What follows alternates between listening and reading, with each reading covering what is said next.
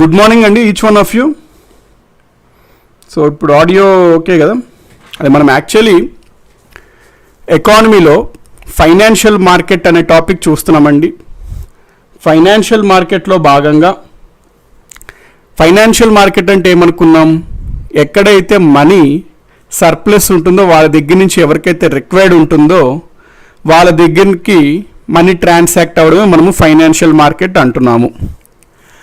Financial మార్కెట్లో ఒకవేళ కనుక ఆ మనీ ట్రాన్సాక్షన్ అనేది షార్ట్ టర్మ్ అనుకోండి, అంటే లెస్ దెన్ 1 year అనుకోండి, అప్పుడు మనం దాన్ని మనీ మార్కెట్ అంటాం. ఒకవేళ కనుక అది లాంగ్ టర్మ్ అనుకోండి, అంటే ఒకవేళ ట్రాన్సాక్షన్స్ వ్యాలిడిటీ కనుక 1 year కంటే ఎక్కువ అయితే మనము దాన్ని క్యాపిటల్ మార్కెట్ అని అంటాము. సో క్యాపిటల్ మార్కెట్లో రెండు ఉంటాయి, మళ్ళీ ప్రైమరీ మార్కెట్, సెకండరీ మార్కెట్ అని. క్యాపిటల్ మార్కెట్ అంటే ప్రధానంగా షేర్స్ అన్నమాట, షేర్ మార్కెట్. ఒకవేళ గనక ఫస్ట్ టైం ఒక కంపెనీ షేర్స్ని జారీ చేస్తే దాన్ని మనము ఐపీఓ అంటాం, initial public offer. Initial public ఆఫర్లో కొనుక్కున్నటువంటి షేర్లు జనాల మధ్యలో ఒకరి నుంచి ఒకరికి మార్చుకున్నట్లయితే దాన్ని సెకండరీ మార్కెట్ అంటాం. సో స్టాక్ ఎక్స్చేంజెస్లో ప్రధానంగా మనకి షేర్స్ ఒకరి నుంచి ఒకరికి ట్రాన్సాక్షన్స్ అనేవి జరుగుతుంటాయి అన్నమాట, ట్రాన్స్ఫర్స్ జరుగుతుంటాయి. కొనుక్కోవడం, అమ్ముకోవడం అవన్నీ స్టాక్ ఎక్స్చేంజెస్లో జరుగుతుంటాయి. సో ఈ టాపిక్ మనం చూస్తున్నాము. సో లెటెస్ట్ స్టార్ట్, మనం కంటిన్యూ చేద్దాం. ఎక్కడి వరకు అయితే చూసామో లాస్ట్ టైమే మనం బాండ్స్ గురించి చూసాము. బాండ్స్లో గిల్ట్ ఎడ్జ్డ్ బాండ్స్ గురించి చూసాము, జంక్ బాండ్స్ గురించి చూసాము, బేరర్ బాండ్స్ గురించి చూసాము. అందులో భాగంగా మనకు కొన్ని కాన్సెప్ట్స్ చూసుకోవాలి. So let's continue from where we left last class.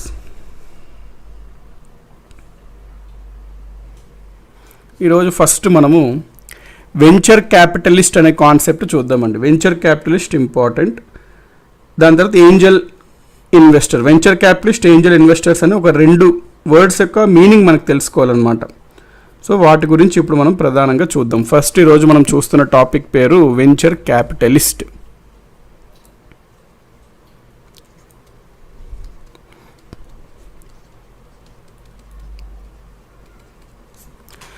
మనకి ఒక కంపెనీ మనం పెట్టాలనుకుంటున్నాం, ఆ కంపెనీకి డబ్బు కావాలి పెట్టాలంటే.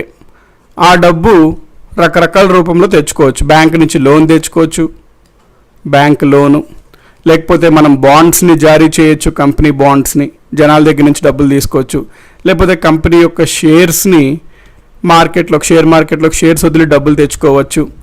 ఇంకొక ఆప్షన్ ఏంటి అంటే, ఒక కంపెనీ ఏర్పాటు చేసినప్పుడు మనీ వచ్చే ఆప్షన్ ఇంకోటి ఏంటి అంటే వెంచర్ క్యాపిటల్ అంటామన్నమాట. సో ఈ వెంచర్ క్యాపిటల్ అంటే ఏంటో చూద్దాం. ఫర్ ఎగ్జాంపుల్, మనము ఒక కంపెనీ ఏర్పాటు చేయాలి అన్నప్పుడు, డబ్బు కావాల్సినప్పుడు ఈ 3 ఆప్షన్స్ వద్దు అనుకుంటే ఈ వెంచర్ క్యాపిటల్ ఏమవుతుందంటే, కొంతమంది ఉంటారండి, వాళ్ళు ఏంటంటే ఏదన్నా ఒక కొత్తగా వస్తున్న వినూత్నాత్మక అంటే నూతన కంపెనీస్ ఏమన్నా ఏర్పాటు చేయాలన్నప్పుడు ఆ కాన్సెప్ట్స్ లేకపోతే ఆ బిజినెస్ మోడల్ నచ్చింది అనుకోండి, కొన్ని పెద్ద పెద్ద కంపెనీస్, ఫర్ ఎగ్జాంపుల్ టాటా, ఇట్లాంటి కొన్ని పెద్ద పెద్ద కంపెనీస్ వీళ్ళంతా ఏం చేస్తుంటారంటే, ఎవరైనా ఇన్నోవేటివ్ ఐడియాస్తో వచ్చి కొత్తగా కంపెనీ ఏర్పాటు చేద్దాం, స్టార్టప్స్ ఏర్పాటు చేద్దాం అనుకొని వాళ్ళకి కావాల్సిన క్యాపిటల్ డబ్బు లేకపోతే, వాళ్ళకి ఆ బిజినెస్ ఐడియా నచ్చి ఇది కనుక గ్రో అవుతుంది ఫ్యూచర్లో, మంచి బిజినెస్ మోడల్ ఇది అని వాళ్ళు భావించినట్లయితే వీళ్ళు ఏం చేస్తారంటే వీళ్ళని వెంచర్ క్యాపిటలిస్ట్స్ అంటామన్నమాట. వీళ్ళు ఈ కంపెనీల్లో వాళ్ళ డబ్బుని పెడతారు. వీళ్ళకి ఏం లాభం, కంపెనీ వాళ్ళకి డబ్బు వస్తుంది. ఎందుకంటే ఫర్ ఎగ్జాంపుల్ చాలా కంపెనీస్ ఉంటాయండి, చాలా మంచి ఐడియాస్ ఉంటాయి, కాకపోతే వాళ్ళకి బ్యాంక్లో లోన్ అంటే తాకట్టు అన్ని ఇబ్బందులు ఉంటాయి. బాండ్స్ అంటే జనాలు కొనకపోవచ్చు, షేర్ మార్కెట్లో అంటే అగైన్ జనాలు, కొత్త కంపెనీ అది, ఎవరికి తెలుస్తుంది ఆ కంపెనీ గురించి? సో ఎవరికి ఇంట్రెస్ట్ చూపరు ఆ కంపెనీలో షేర్లు కొనడానికి కూడా. అందుకనే ఇట్లాంటి కంపెనీలు ఈ వెంచర్ క్యాపిటలిస్ట్ రూట్ని ఎంచుకుంటాయి. వెంచర్ క్యాపిటలిస్ట్లో వీళ్ళు ఏం చేస్తారు, డబ్బుని ఇస్తారు. మరి వాళ్ళకి ఏంటి లాభం వెంచర్ క్యాపిటలిస్ట్ అంటే, వీళ్ళు కాస్త పార్ట్నర్షిప్ని డిమాండ్ చేస్తారనమాట. అంటే నీ కంపెనీ మొత్తం విలువ 100 రూపాయలు, నేను మీకు 30 రూపాయలు డబ్బులు ఇస్తున్నా, నాకు 30% పార్ట్నర్షిప్ ఇవ్వండి మీ కంపెనీలో అని అడుగుతారు. ఎందుకు అట్లా అడుగుతారు అంటే, వాళ్ళకి నమ్మకం ఉంటుంది ఆ బిజినెస్ మోడల్ పైన, క్లిక్ అవుతుంది అట్లా అని చెప్పి. సో జనరల్గా ఇవన్నీ ఏంటి అంటే, పెద్ద పెద్ద బిగ్ ప్రాజెక్ట్స్లో ఈ వెంచర్ క్యాపిటలిస్ట్స్ వస్తుంటారండి. బిగ్ ప్రాజెక్ట్స్లో వెంచర్ క్యాపిటలిస్ట్స్ వస్తారు. ఓకే కండి పాయింట్. ఇప్పుడు ఈ వెంచర్ క్యాపిటలిస్ట్ ఎట్లా ఉంటుంది అంటే, ఈ కంపెనీ ఏదన్నా నిర్ణయాలు తీసుకునేటప్పుడు ఖచ్చితంగా వీళ్ళు గైడెన్స్ ఇస్తారు. సో వీళ్ళు కూడా ఈ కంపెనీ గ్రో అవ్వడానికి ప్రయత్నిస్తుంటారు. వీళ్ళు ఆల్రెడీ ఎస్టాబ్లిష్డ్ కంపెనీస్ కాబట్టి ఈ కొత్తగా ఏర్పడిన కంపెనీ వాళ్ళకి అడ్వాంటేజ్, వాళ్ళ గైడెన్స్ ఉంటుంది. సో వీళ్ళకి ఆ బిజినెస్ మోడల్ నచ్చింది కాబట్టి వీళ్ళు పుష్ ఇస్తే ఆ కంపెనీ గ్రో అవుతే వీళ్ళకి మనీ అనేది పార్ట్నర్షిప్ ఎక్కువగా ఉంటుంది కాబట్టి వీళ్ళకి కూడా మంచిగానే వస్తుంటుంది. సో ఈ రకంగా ఒక కంపెనీ మోడల్ నచ్చి ఆ కంపెనీలో పెట్టుబడి పెట్టి ఆ కంపెనీలో కాస్త పార్ట్నర్షిప్ని డిమాండ్ చేస్తే దాన్నే వెంచర్ క్యాపిటలిస్ట్ అంటాం. అంటే ఒక వెంచర్లో అంటే ఒక ప్రాజెక్ట్లో వీళ్ళు పెట్టుబడి పెడతారు, ఆ ప్రాజెక్ట్ నుంచి వచ్చే ప్రాఫిట్లో వీళ్ళకి వాటా ఉంటుంది. నెక్స్ట్ ఏంజల్ ఇన్వెస్టర్ అనే కాన్సెప్ట్ ఉంటుంది, అది చూద్దాం ఇప్పుడు మనం.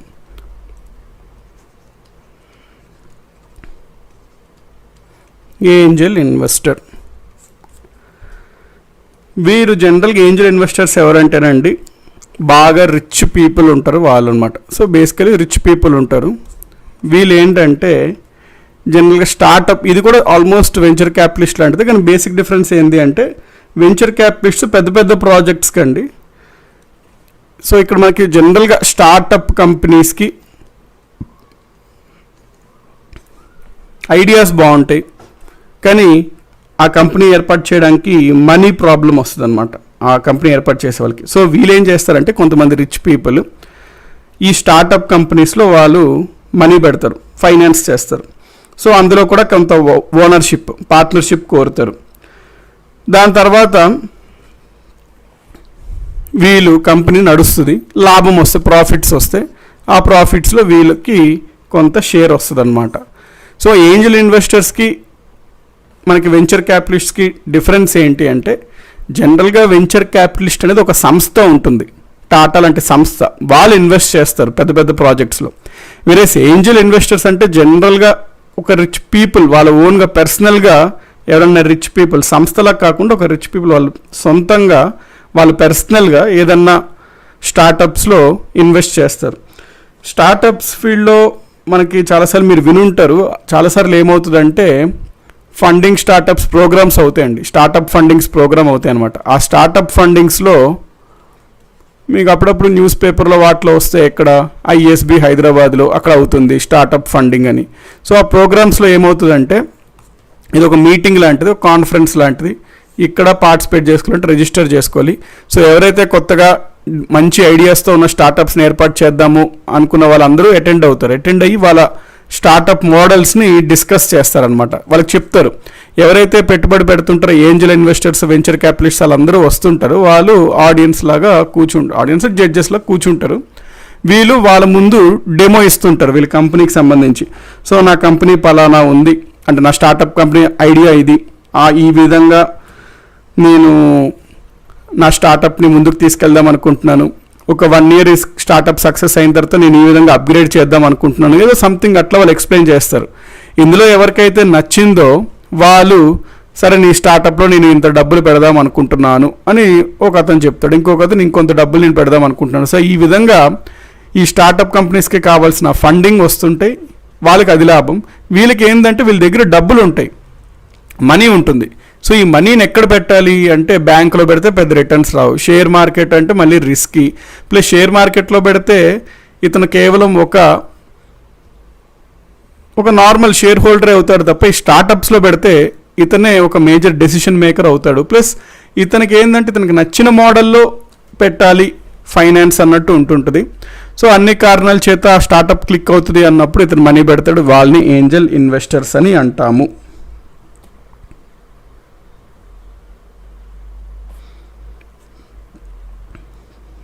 సో ఇది మనకి ఏంజల్ ఇన్వెస్టర్స్ అంటే అండి. నెక్స్ట్ మనం చూడాల్సిన కాన్సెప్ట్ పేరు అండర్ రైటర్.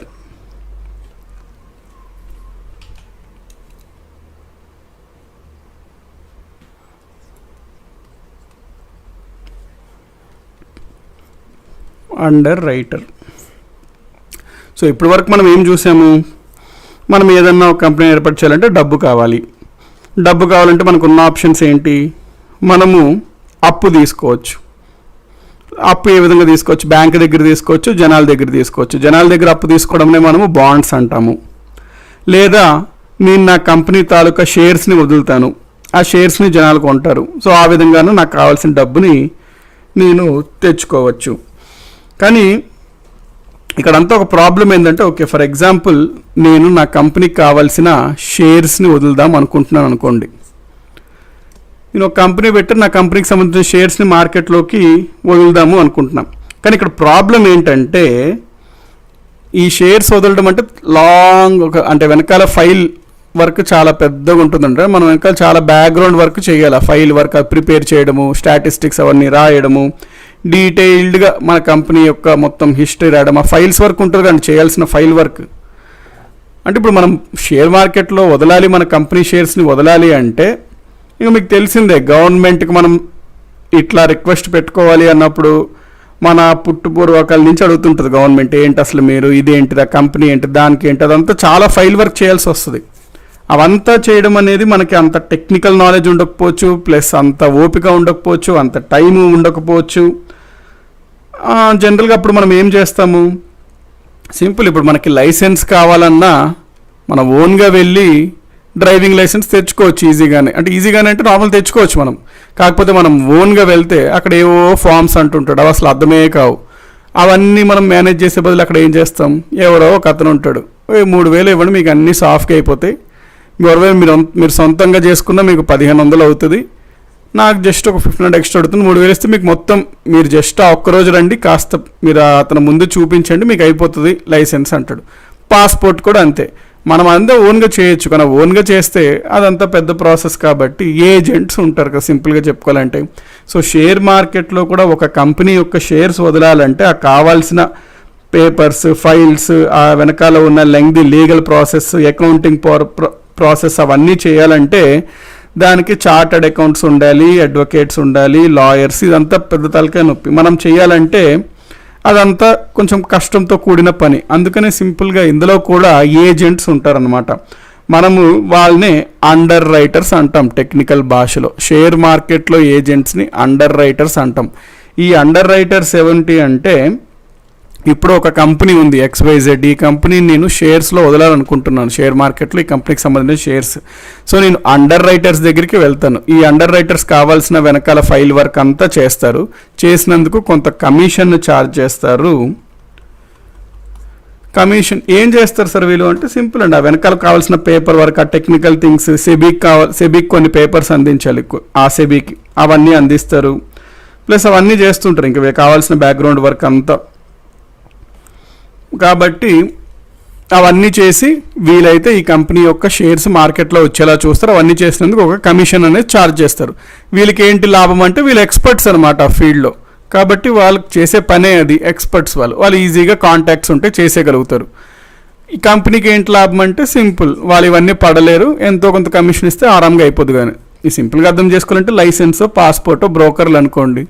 బ్రోకర్ అంటే బాగోదు కాబట్టి వాళ్ళకి మంచిగా పెద్ద పేరు పెట్టుకున్నారు, అండర్ రైటర్ అని. సో అండర్ రైటర్ అంటే అది. ఇవన్నీ పనులు చేసే కంపెనీస్ ఉంటాయండి, అవి అండర్ రైటింగ్ కంపెనీస్ అంటాం. అంటే అండర్ రైటింగ్ సేవలు అందిస్తుంటాయి, అండర్ రైటింగ్ సర్వీసెస్ అందిస్తుంటాయి మీకు. మన ఇండియాలో బాగా ఫేమస్ అయిన అండర్ రైటింగ్ సర్వీసెస్ అందించే కంపెనీస్ ఏంటి, Kotak Mahindra, ICICI bank, Kotak Mahindra, ICICI bank. So ఎప్పుడన్నా మీరు ICICI బ్యాంక్ వెళ్తే ఎక్కడన్నా ఒక పోస్టర్ చూడొచ్చు, we also do undertaking services at very nominal prices, ఏవో పోస్టర్స్ చూస్తారు. అక్కడ అండర్టేకింగ్ సర్వీసెస్ అంటే ఏంటి, ఎవరన్నా ఒక కంపెనీ యొక్క షేర్స్ని మార్కెట్లోకి వదలాలి అనుకోనుంటే కావాల్సిన బ్యాక్గ్రౌండ్ వర్క్ అంతా వీళ్ళు చేస్తారు. దాన్నే అండర్ రైటింగ్ సర్వీసెస్ అంటాము.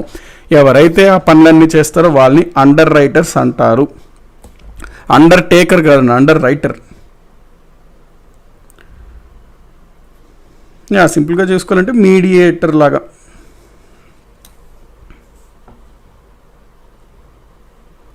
ఓకే, ఆ బ్యాక్గ్రౌండ్ వర్క్ ఆ కంపెనీ చేసుకోవచ్చు కదా సార్ అంటున్నారు సాయి కుమార్ పట్నాయక్ గారు. సింపుల్ అండి, ఇప్పుడు ఒక అతను వెళ్ళాడు అనుకోండి RTO షాప్కి, RTO ఆఫీస్కి, బ్రోకర్తో మాట్లాడుకుంటున్నాడు అనుకోండి. మీరు వెళ్ళి అతనితో ఎందుకండి బ్రోకర్కి ఇస్తారు, మీరే చేసుకోవచ్చు కదా లైసెన్స్, ఏం మీకు డ్రైవింగ్ రాదా అని అడిగారు అనుకోండి. అప్పుడు అతను అంటాడు, చూడండి సాయి కుమార్ గారు, నాకు డ్రైవింగ్ వచ్చు, కానీ ఇప్పుడు ఈ ఫైల్ అంటాడు, నా 10th క్లాస్ ఫోటో అంటాడు, నా ఫోటోలో అదేదో అంటాడు, నా ఫోటోలో కళ్ళు వంకరగా ఉన్నాయి అంటాడు, లైటింగ్ పడట్లేదు అంటాడు, అది అంటాడు, ఇది అంటాడు, అవన్నీ నా వల్ల కాదు, ఇతనికి ఎంతో కొంత ఇస్తే ఇతను పడతాడు అవన్నీ. వాళ్ళందరికీ అదే పని కాబట్టి వాళ్ళకి తెలుస్తుంది ఏమేమి డాక్యుమెంట్స్ ఇవ్వాలి, ఎప్పుడు ఇవ్వాలి, ఏంటి అదన్నీ చేసుకుంటారు. ఏముంది, నాకు కొంచెం కన్వీనియంట్ అవుతుంది కదా అన్నట్టు అతను అనుకుంటాడు అనమాట, సింపుల్. కాబట్టి ఆ కంపెనీయే చేసుకోవచ్చు కదా అనుకుంటే, కంపెనీ అంటే మీరు పెద్ద పెద్ద కంపెనీస్లో తీసుకోకండి. జనరల్గా చాలా చిన్న కంపెనీస్ కూడా షేర్ మార్కెట్లో ఉంటాయి. ఆ కంపెనీ ఆ లీగల్ లాయర్ని, చార్టెడ్ అకౌంట్ని హైర్ చేసుకొని కావాల్సిన బ్యాక్గ్రౌండ్ వర్క్ అంతా చేయాలంటే కష్టంతో కూడిన పని, అనవసరమైన పని అండి వాళ్ళకి. సో ఎప్పుడన్నా కంపెనీస్ అనవసరమైన వాటిలో పెద్దగా స్ట్రెస్ అవ్వరు అనమాట వాటిలో. సో దట్ వాళ్ళు అండర్ రైటర్స్ని అపాయింట్ చేసుకొని ఆ సర్వీసెస్ని తీసేసుకుంటారు కొంత కమిషన్ ఇచ్చి.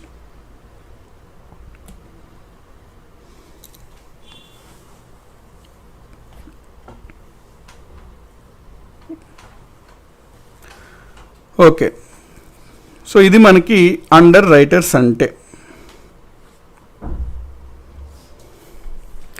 నెక్స్ట్ మనం డెట్ గురించి మాట్లాడాము. డెట్ అంటే అప్పులు అంటే బ్యాంక్ లోన్ వస్తుంది మరియు బాండ్స్ వస్తాయి. ఈక్విటీ గురించి మాట్లాడాం. ఈక్విటీ అంటే పార్ట్నర్షిప్, అంటే అర్థం షేర్స్. సో ఈ రెండింటి గురించి చూసాం కాబట్టి ఇప్పుడు నేను మీకు ఏం అడుగుతానంటే, ఒక కంపెనీ ఏర్పాటు చేసినప్పుడు కంపెనీ ఏ మార్గం ఎంచుకుంటే బాగుంటుంది? డబ్బు కావాలి ఆబ్వియస్లీ. కంపెనీ ఒకవేళ ఏర్పాటు కావాలంటే కావాల్సింది డబ్బు. ఆ కంపెనీ దగ్గర జనరల్గా ఉండదండి. ఏ కంపెనీ ఏర్పాటు చేసినా జనరల్గా డబ్బు ఉండకపోవచ్చు. ఉన్నా సరే మొత్తం ఆ కంపెనీలోనే ఎవరు డబ్బును మొత్తం పెట్టరండి. జనరల్గా బయట నుంచే డబ్బు తీసుకోవడానికి చూస్తారు ఎవరన్నా, ఎనీ బిజినెస్ మ్యాన్. సో ఒక కంపెనీని ఏర్పాటు చేసినప్పుడు కావాల్సిన డబ్బుని ఏ రూట్లో తీసుకుంటే మంచిది అని మిమ్మల్ని అడుగుతున్న, ఆన్సర్ చేయండి ఎవరన్నా. డెట్లో తీసుకుంటే మంచిదా, అంటే loans, bonds, bank loan, bonds మంచిదా, షేర్ మార్కెట్ మంచిదా? సో ఇవ్వండి మనకి.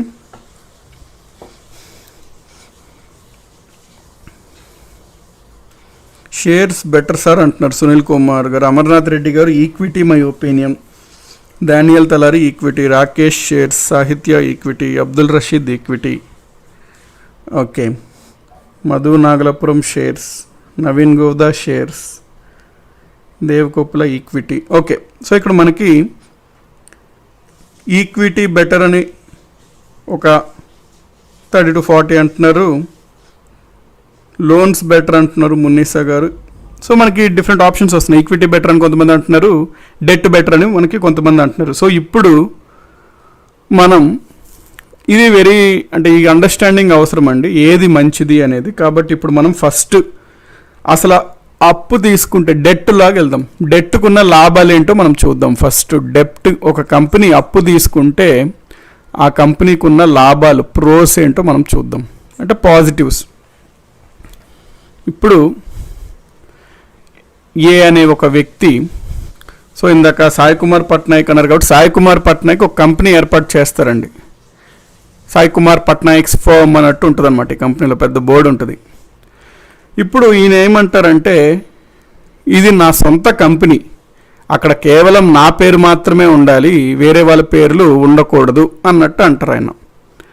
సో అప్పుడు ఏమవుతుంది, అతను గనక ఒకవేళ షేర్ మార్కెట్లో అతను షేర్స్ వదిలేడు అనుకోండి ఒకవేళ, అప్పుడు అతనికి 100% ఓనర్షిప్ అయితే ఉండదు కదా, కంప్లీట్లీగా కంపెనీ అతనిదే అవ్వదు కదా. అతను పేరు పెట్టడానికి కూడా ఒప్పుకోలేదు, డిఫరెంట్ పేరు పెట్టాలి. ఎందుకంటే అతను పేరు పెట్టుకుంటే అయ్యా నువ్వు కేవలం షేర్ హోల్డర్లో నీకు మ్యాక్సిమం షేర్స్ ఉంది అంతే తప్ప నువ్వు కాకుండా చాలామందికి షేర్స్ ఉన్నాయి, సో నీ కంప్లీట్ ఓనర్షిప్ ఉన్నదంటే నువ్వు షేర్స్ వైపు రావద్దు అంటారు. అందుకని ఇతను మరి కంప్లీట్లీ అతనికే ఓనర్షిప్ ఉండాలి కాబట్టి ఇతను అప్పు తీసుకుంటాడు. బాండ్స్ అన్న బ్యాంక్ లోన్ అన్న తీసుకున్నాడు అనుకోండి, అంటే డెట్ మార్గంలోకి వెళ్ళాడు. డెట్ అంటే బ్యాంక్ లోన్స్ అన్న బాండ్స్ అన్న. డెట్లోకి వెళ్ళినప్పుడు ఏమవుతుంది, ఇతను కంప్లీట్గా ఈ కంపెనీ యొక్క ఓనర్గానే ఉంటాడండి. ఓనర్షిప్లో ఎటువంటి డిఫరెన్స్ ఉండదు. ఎందుకు, ఎవరైతే ఒకవేళ బ్యాంక్ లోన్ తీసుకున్నారనుకోండి ఇతను, దాని అర్థం కంపెనీ అప్పటికీ ఇతనిదే కదా, కంపెనీ పార్ట్నర్షిప్ ఓనర్షిప్ అయితే మారట్లేదు కదా.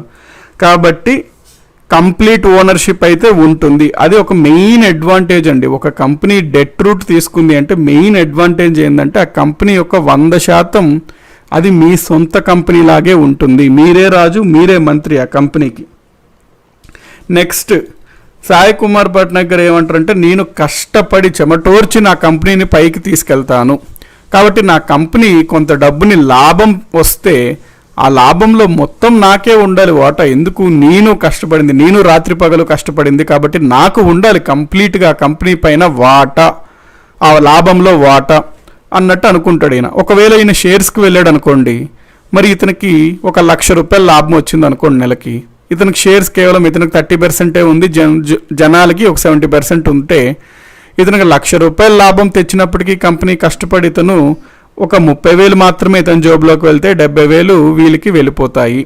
సో అందుకనే ఇతను లేదు నేను కష్టపడతాను, వచ్చిన లాభం నాకే కావాలి అన్నప్పుడు మళ్ళీ షేర్స్ తీసుకోకుండా బాండ్స్కి వెళ్ళాడు అనుకోండి, ఒకవేళ అంటే డెట్ మార్గం ఎన్నుకున్నాడు అనుకోండి, అప్పుడు ఇతను వచ్చిన ప్రాఫిట్ ఏదైతే ఉంటుందో కంప్లీట్లీగా అతనికే ఉంటుంది. ప్రాఫిట్ వన్ సెల్ఫ్ అతనికే ఉంటుందన్నమాట. సో అది సెకండ్ మెయిన్ అడ్వాంటేజ్ అనమాట. నెక్స్ట్ థర్డ్ పాయింట్ ఇంకోటి ఏంటి అంటే, ఒకవేళ షేర్ మార్కెట్లో వదలాలంటే ఇందాక మనం చూసాం, కంపెనీ సెబీ ఇచ్చిన రెగ్యులేషన్స్ని ఫాలో అవ్వాలి, కంపెనీ గైడ్ లైన్స్ ఉంటాయి, అవన్నీ ఫాలో అవ్వాలి. షేర్ మార్కెట్లో ఒక కంపెనీ ఉందంటే ప్రతి సంవత్సరం మీటింగ్ పెట్టుకోవాలి, ఆ మీటింగ్ పెట్టిన డెసిషన్స్ ఓటింగ్ జరగాలి, అవి నిర్ణయించుకోవాలి, పెద్ద ప్రాసెస్ ఉంటాయి. అవన్నీ బదులు సింపుల్గా ఒక కంపెనీ పెట్టుకున్నా, నేను డబ్బు డెట్ తీసుకున్నా, నన్ను ఎవరు అడిగేవారు ఉండరు, నేను ఆరాంగా నా కంపెనీలో ఈజీ ప్రాసెస్లో బిజినెస్ చేయగలుగుతాను. అనవసరమైన ఈ షేర్లు తలకాయ నొప్పులన్నీ ఉంటాయి, ప్రతి సంవత్సరం మీటింగ్ పెట్టాలి, అవన్నీ అవసరం లేదు అన్నట్టు ఈజీ బిజినెస్ అనేది ఉంటుందన్నమాట. ఇక్కడ పెద్ద రెగ్యులేషన్స్ ఏమి ఉండవు. కాబట్టి 3 ప్రధానమైన లాభాలు ఏదన్నా ఒక కంపెనీకి మనము డెట్ మార్గం ఎంచుకుంటే ప్రధానమైన లాభాలు ఏంటి అంటే, ఓనర్షిప్ అతనికే ఉంటుంది, ఎటువంటి మార్పు ఉండదు. వచ్చిన లాభాలు కంప్లీట్గా అతనికే వస్తాయి, ఎవరితో పంచుకోవాల్సిన అవసరం లేదు. వ్యాపారం చేయడం కూడా ఈజీ, అనవసరమైన రెగ్యులేషన్స్, అనవసరమైన ఫార్మాలిటీస్ అవన్నీ పాటించాల్సిన అవసరం లేదు. ఇప్పుడు డెట్ మార్గంలో ఎంచుకుంటే నష్టాలు ఏంటో చూద్దాం.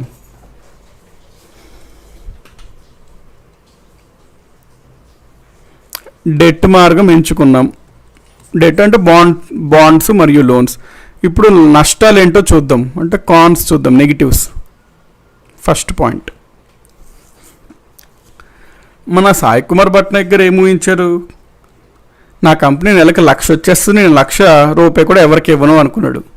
రూపాయి కూడా ఎవరికి ఇవ్వద్దు, మంచిదే. కాకపోతే మీకు ఫస్ట్ 1,00,000 వస్తే కదా, మీకు 1,00,000 రాకుండా 1,00,000 నష్టం వచ్చిందనుకోండి, లాస్ వచ్చిందనుకోండి, అప్పుడు రూపాయి మీకు ఎవరు ఇవ్వరు అనమాట. మీకు లాభం వచ్చినప్పుడు మీరు రూపాయి ఎవరికి ఇవ్వలే, కాబట్టి మీకు నష్టం వచ్చినప్పుడు మీకు రూపాయి ఎవరెవరు, సింపుల్. ఆ కాన్సెప్ట్ నడుస్తుంది డెట్. లాభం వస్తే వెరీ గుడ్, నష్టం వస్తే వెరీ బ్యాడ్ అనమాట, అప్పు.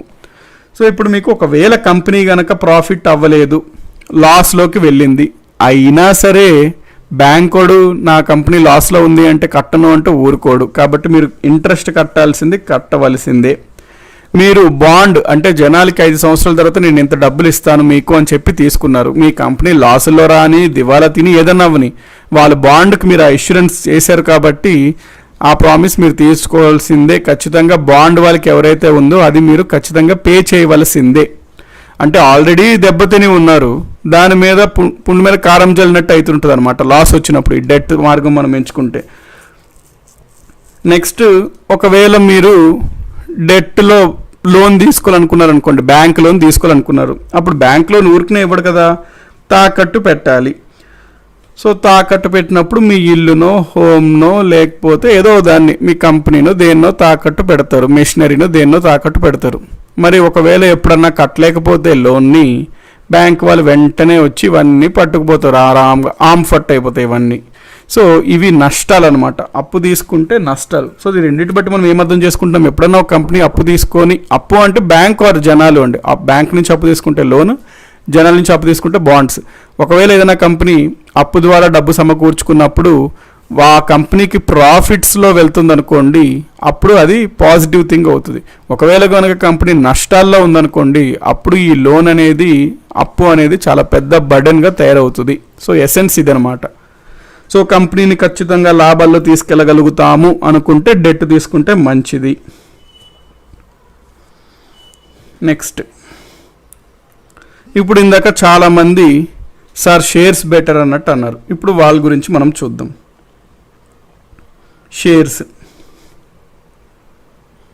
షేర్స్ని మనం ఏమంటాం? ఈక్విటీ అంటాం. ఈక్విటీ అంటే సింపుల్గా వాటా అండి. షేర్స్ అంటేనే అదే కదా, వాటా. ఆ కంపెనీలో కాస్త షేర్ వస్తుంది కొనుక్కోవడం వల్ల. సో దాన్ని అందుకనే షేర్స్ అంటాం. సో ఇప్పుడు మనం ఈక్విటీ మార్గం గురించి చూద్దాం. ఈక్విటీ అంటే ఐపీఓ లేదా షేర్స్, ఏదో ఒకటి,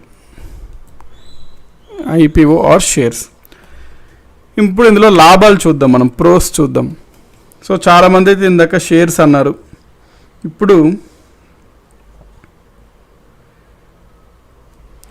లాభాలు చూద్దాం. ఓకే, ఒక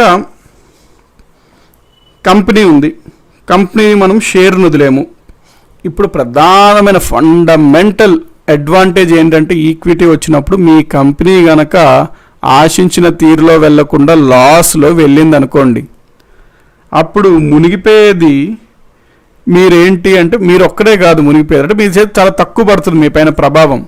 ఎందుకంటే అక్కడ నష్టం అంతా చాలామంది షేర్ హోల్డర్స్ ఉంటారు కదా, అందరి మీద పడుతుంది, అందరి మీద కొంత కొంత పడుతుంది తప్ప మీకు పెద్ద లాస్ రాదు. సో ఒకవేళ కనుక కంపెనీ లాస్ అవుతే అప్పుడు మీరు ఎవరితోనే పంచుకోక, డబ్బులు ఎవరికి ఇవ్వాల్సిన అవసరం లేదు, ఎందుకంటే కంపెనీ లాస్కి వెళ్ళిపోయింది. సో ఒకవేళ కనుక మీ కంపెనీ కనుక లాస్ అయినట్లుంటే మీకు బర్డెన్ పెద్దగా ఉండదు. ఎందుకు ఉండదు? ఇందాక లాస్ అయినప్పుడు మనకి ఏంటి, అప్పు కట్టాల్సిందే, బాండ్లకి ఇవ్వాల్సిన డబ్బులు ఇవ్వాల్సిందే. ఇక్కడ ఏంటి, మీ కంపెనీ లాభాల్లోకి వస్తే లాభాల్లో కొంత వాటా జనాలకి ఇస్తారు. నష్టం వచ్చినప్పుడు మీరు ఏమి ఇవ్వక్కర్లేదు కదా వాళ్ళకి. ఇన్ఫ్యాక్ట్ వాళ్ళు నష్టపోతారు, ఎందుకంటే వాళ్ళు డబ్బులు పెట్టారు, వాళ్ళు పెట్టిన పెట్టుబడి నష్టపోయినట్టుగా పరిగణించబడుతుంది. అందుకనే ఒకవేళ ఏదైనా రిస్కీ బిజినెస్ ఉండి లాసులు వచ్చే ఆస్కారం ఉన్నట్లయితే ఆ కంపెనీ ఈక్విటీ మార్గం ఎంచుకుంటే ఆ కంపెనీ చాలా సేఫ్ సైడ్గా ఉన్నట్టు ఉంటుంది. సో ప్రధానంగా మెయిన్ అడ్వాంటేజ్ ఆఫ్ ఈక్విటీ ఏంటంటే లాస్ వచ్చినప్పుడు పనికొస్తుంది. Next main advantage of equity ఏంటంటే, ఇందాక మన సాయి కుమార్ గారు పెట్టిన కంపెనీ నెలకి ₹1,00,000 లాభం వచ్చినప్పటికీ ఆయన బ్యాంక్ లోన్ తీసుకున్నాడు. బ్యాంక్ ఇంట్రెస్ట్ కట్టాలి, వడ్డీ ఒక 70,000 వడ్డీ పాపం బ్యాంక్ లోన్కే అయిపోతుంది. సో వచ్చిన లాభం 1,00,000 ఉంది, కానీ బ్యాంక్ లోన్లకి రెగ్యులర్గా ఇంట్రెస్ట్ కట్టుకోవాల్సి ఉంటుంది. బ్యాంకులు తెలిసిందే ఎంతో వడ్డీలు ఛార్జ్ చేస్తారు. సో చాలా వడ్డీ ఛార్జ్ చేస్తారు మరి బ్యాంకులు, వాణిజ్య బ్యాంకులు. కాబట్టి అప్పు తీసుకున్నప్పుడు వడ్డీ చెల్లించాలి. మరి ఆ వడ్డీ అనేది మనకి బర్డెన్గా అవుతుంది. లాభాలు వచ్చినప్పటికీ కూడా ప్రతి నెల ఖచ్చితంగా వడ్డీలు చెల్లిస్తూ ఉండాలన్నమాట. కానీ మనకి ఈక్విటీలో వడ్డీలు, ఇంట్రెస్ట్ పేమెంట్స్ అనేవి ఉండవు. టెన్షన్ తక్కువ ఉంటుందండి. బేసికలీ ఇంట్రెస్ట్ కట్టాలి అన్నప్పుడు టెన్షన్ ఎక్కువ ఉంటుంది. మీకు వడ్డీలు కట్టాల్సిన అవసరం లేదు నెల నెల అన్నప్పుడు అంత టెన్షన్ ఉండదు కదా. ఇక్కడ మీకు అనిపించవచ్చు, సార్ మరి ఇందులో లాభాలు పంచుకోవచ్చు కదా సార్, మరి ఇందులో లాభాలు పంచుకోవాలి కదా మరి ఈక్విటీలో, మరి అది లాసే కదా అంటే, చూడండి లాభాలు పంచుకోవడం సిచ్యువేషన్ ఊహించుకోండి. మీరు లాభాలు పంచుకునే సిచ్యువేషన్లో ఉన్నారనుకోండి, మీకు నెల నెల వడ్డీ ఖచ్చితంగా మీకు లాభం వచ్చినా నష్టం వచ్చినా కట్టాలి అనే సిచ్యువేషన్ ఉందనుకోండి. రెండు సిచ్యువేషన్స్లో మీకు టెన్షన్ ఎక్కువ ఎక్కడ ఉంటుంది, రెండో సిచ్యువేషన్లో ఉంటుంది. ఎందుకంటే అసలు లాభం వస్తుందా రాదా, ఒకవేళ లాభం వస్తే అది మనం కట్టాల్సిన వడ్డీ కన్నా ఎక్కువ ఉంటుందా లేదా, అన్ని టెన్షన్లే. లాభం రాకపోతే ఘోరంగా ఉంటుంది పరిస్థితి, అన్ని టెన్షన్లే. ఫస్ట్ కండిషన్లు ఏంటి, ఆరాం, నాకు వస్తే పంచుకుందాం ఏముంది, మరి ఆఫ్టర్ ఆల్ వాళ్ళు పెట్టుబడి అయితే పెట్టారు కదా కంపెనీలో అన్నట్టు ఉంటుంది. కాబట్టి ఈక్విటీలో ప్రధానంగా లాభాలు ఇవి. నెక్స్ట్ ఈక్విటీలో ప్రధానంగా నెగిటివ్స్ చూద్దాం మనం.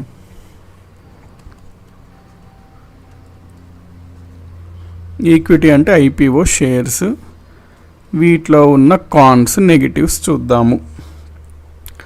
ఫండమెంటల్ మనకి నెగిటివ్ ఏంటి అంటే, ఐపీఓ షేర్స్లో మనకి కంప్లీట్ ఓనర్షిప్, కంట్రోల్ రాదు కంపెనీ పైన. So complete ownership and control over the company not possible. Complete control over the company not possible. So ఇది మెయిన్ డిఫెక్ట్ అనమాట ఈక్విటీలో. సో చాలామందికి ఉంటుంది వాళ్ళ సొంత కంపెనీ ఏర్పాటు చేసుకొని వాళ్ళకి నచ్చినట్టు ఆ కంపెనీని వ్యవహరించాలి అని. కాకపోతే ఈక్విటీ మార్గంలో వెళ్ళినట్లయితే షేర్ మార్గంలో అది ఉండదు. ఖచ్చితంగా ఫార్మాలిటీస్ చేయాలి. ఎట్లాంటివి? ఓ షేర్ మార్కెట్ వదిలేదంటే కంపెనీ చట్టం ప్రకారం ఆ కంపెనీ ఒక బోర్డ్ ఆఫ్ డైరెక్టర్స్ని ఏర్పాటు చేయాలి. ఫిక్స్డ్గా రెగ్యులర్గా టైంకి జనరల్ మీటింగ్స్ని పెట్టాలి. థర్డ్ డిసడ్వాంటేజ్ ఏంటంటే ఇందాక అనుకున్నాం, మరి షేర్ మార్కెట్లో వదలాలంటే చాలా file work, technical work, paper work అవన్నీ చేయాలి. మరి అవన్నీ ఎక్స్ట్రా బర్డెన్. ప్లస్ సెబీ నిరంతరం మన కంపెనీని రెగ్యులేట్ చేస్తూ ఉంటుంది, పరిశీలిస్తూ ఉంటుంటుంది. అది ఒక అనవసరమైన టెన్షన్. సో ఇవి ఈక్విటీ యొక్క నష్టాలండి. దీస్ ఆర్ ద లాసెస్ అంటే these are the disadvantages when we go to the equity thing.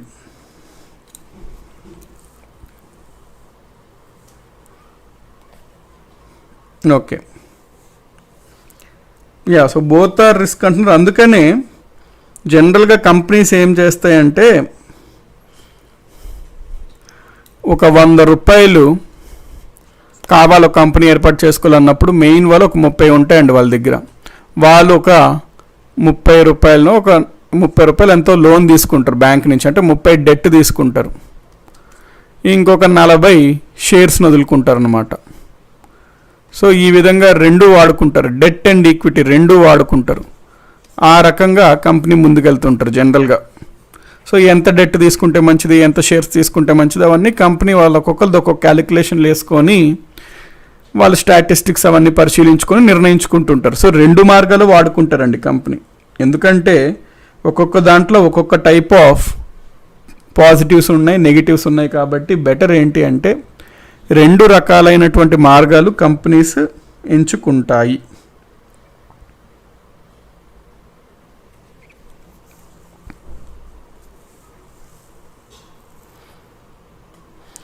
So ఇది మనకి డెట్, ఈక్విటీ, ప్రోస్, కాన్స్ గురించి అండి. నెక్స్ట్ మనం ఒక ఇంపార్టెంట్ టాపిక్ మళ్ళీ చూద్దాం. అప్పుడప్పుడు మీరు స్టాక్ అని వింటుంటారు, అప్పుడప్పుడు షేర్స్ అని వింటుంటారు. సార్ అసలు షేర్ అంటే ఏంటి, స్టాక్ అంటే ఏంటి అనేది మనం తెలుసుకోవాలి. షేర్స్ అని వింటుంటాం, అప్పుడప్పుడు స్టాక్స్ అని వింటుంటాం, అప్పుడప్పుడు స్టాక్ ఎక్స్చేంజ్ అంటాము, అప్పుడప్పుడు షేర్ మార్కెట్ అంటాము. అసలు ఈ షేర్ అంటే ఏంటి, స్టాక్ అంటే ఏంటో తెలియాలి. అంటే బేసిక్ థింగ్ అనమాట.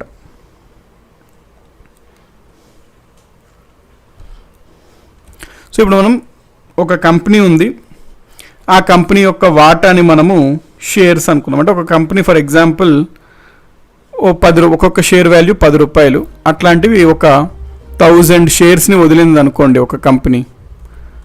అప్పుడు మనం ఏమంటాం, ఆ 1000 అనేవి షేర్స్ అంటాం. సో షేర్ అంటే సింపుల్గా కంపెనీలో వాటా.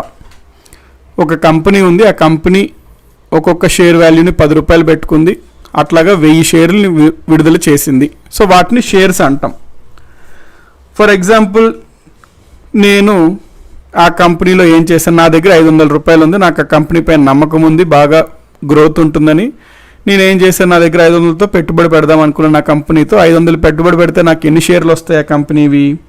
ఒక 50 షేర్లు వస్తాయి. ఎందుకంటే 10 రూపాయలు కాబట్టి, ఒక్కొక్క షేర్ వాల్యూ 10 రూపాయలు కాబట్టి నాకు 50 షేర్లు వస్తాయి. నాకు 50 షేర్లు వస్తాయి. సో ఇప్పుడు నా దగ్గర ఎన్ని షేర్స్ ఉన్నాయి అని నేను మాట్లాడుకుంటే 50 షేర్స్ ఉన్నాయి అని నేను చెప్పుకోవాలి. ఫర్ ఎగ్జాంపుల్ నా దగ్గర ఆ కంపెనీలో ఎంత మనీ వాటా ఉంది, నాకు ఆ కంపెనీలో నేను ఎంత మనీని పెట్టుబడిగా పెట్టాను, అంటే ఎంత మనీ నా పెట్టుబడి ఉంది ఆ కంపెనీలో నేను మాట్లాడుకున్నట్లయితే ఎంత పెట్టాను మనీ? 50 షేర్లు, ఒక్కొక్క షేర్ వాల్యూ 10 రూపాయలు, అంటే 500 రూపాయలు నేను ఆ కంపెనీలో పెట్టుబడి పెట్టాను అంటాను. సో మనము ఈ మనీనే స్టాక్ అని అంటాము. సో ఏమంటాము టెక్నికల్గా మనం మాట్లాడినప్పుడు? ఐ ఓన్ ₹500 అనమాట. I own stock of ₹500 in XYZ company అంటాం. అంటే అక్కడ అర్థం ఏంటి? స్టాక్ అంటే ఒక కంపెనీలో నాకు ఎంత మనీ ఉన్న వాల్యూ, ఎంత మనీ ఉన్న వాల్యూ నాకు ఉంది పెట్టుబడిగా, అది స్టాక్ అన్నమాట.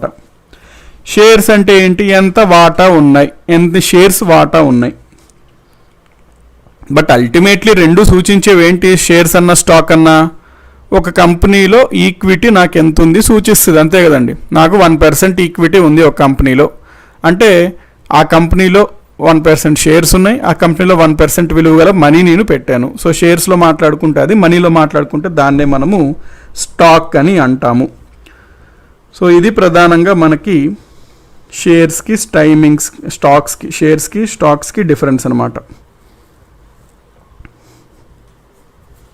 ఓకే, ఇప్పుడు మనం రైట్స్ ఇష్యూ ఆఫ్ షేర్స్ గురించి చూద్దాం. అంటే ఇవన్నీ ఇంపార్టెంట్ కాన్సెప్ట్స్ అండి, షేర్ మార్కెట్లో మనకు ఐడియా ఉండాలి.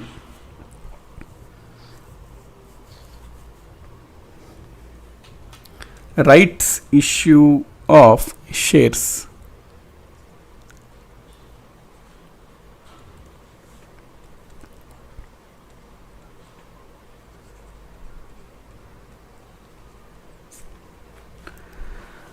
ఫర్ ఎగ్జాంపుల్ నా దగ్గర ఒక కంపెనీ ఉంది, ఆ కంపెనీ నేను షేర్ మార్కెట్లో వదలాలనుకుంటున్నాను. ఫర్ ద ఫస్ట్ టైం నేను నా కంపెనీ షేర్స్ని వదులుతున్నప్పుడు దాన్నే మనము ఐపీఓ అంటాము, ఇనీషియల్ పబ్లిక్ ఆఫర్.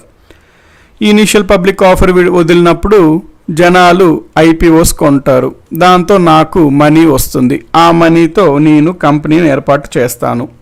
ఒక 2 సంవత్సరాలు ఆ కంపెనీని నడిపిస్తాను, బాగానే వెళ్తుంది.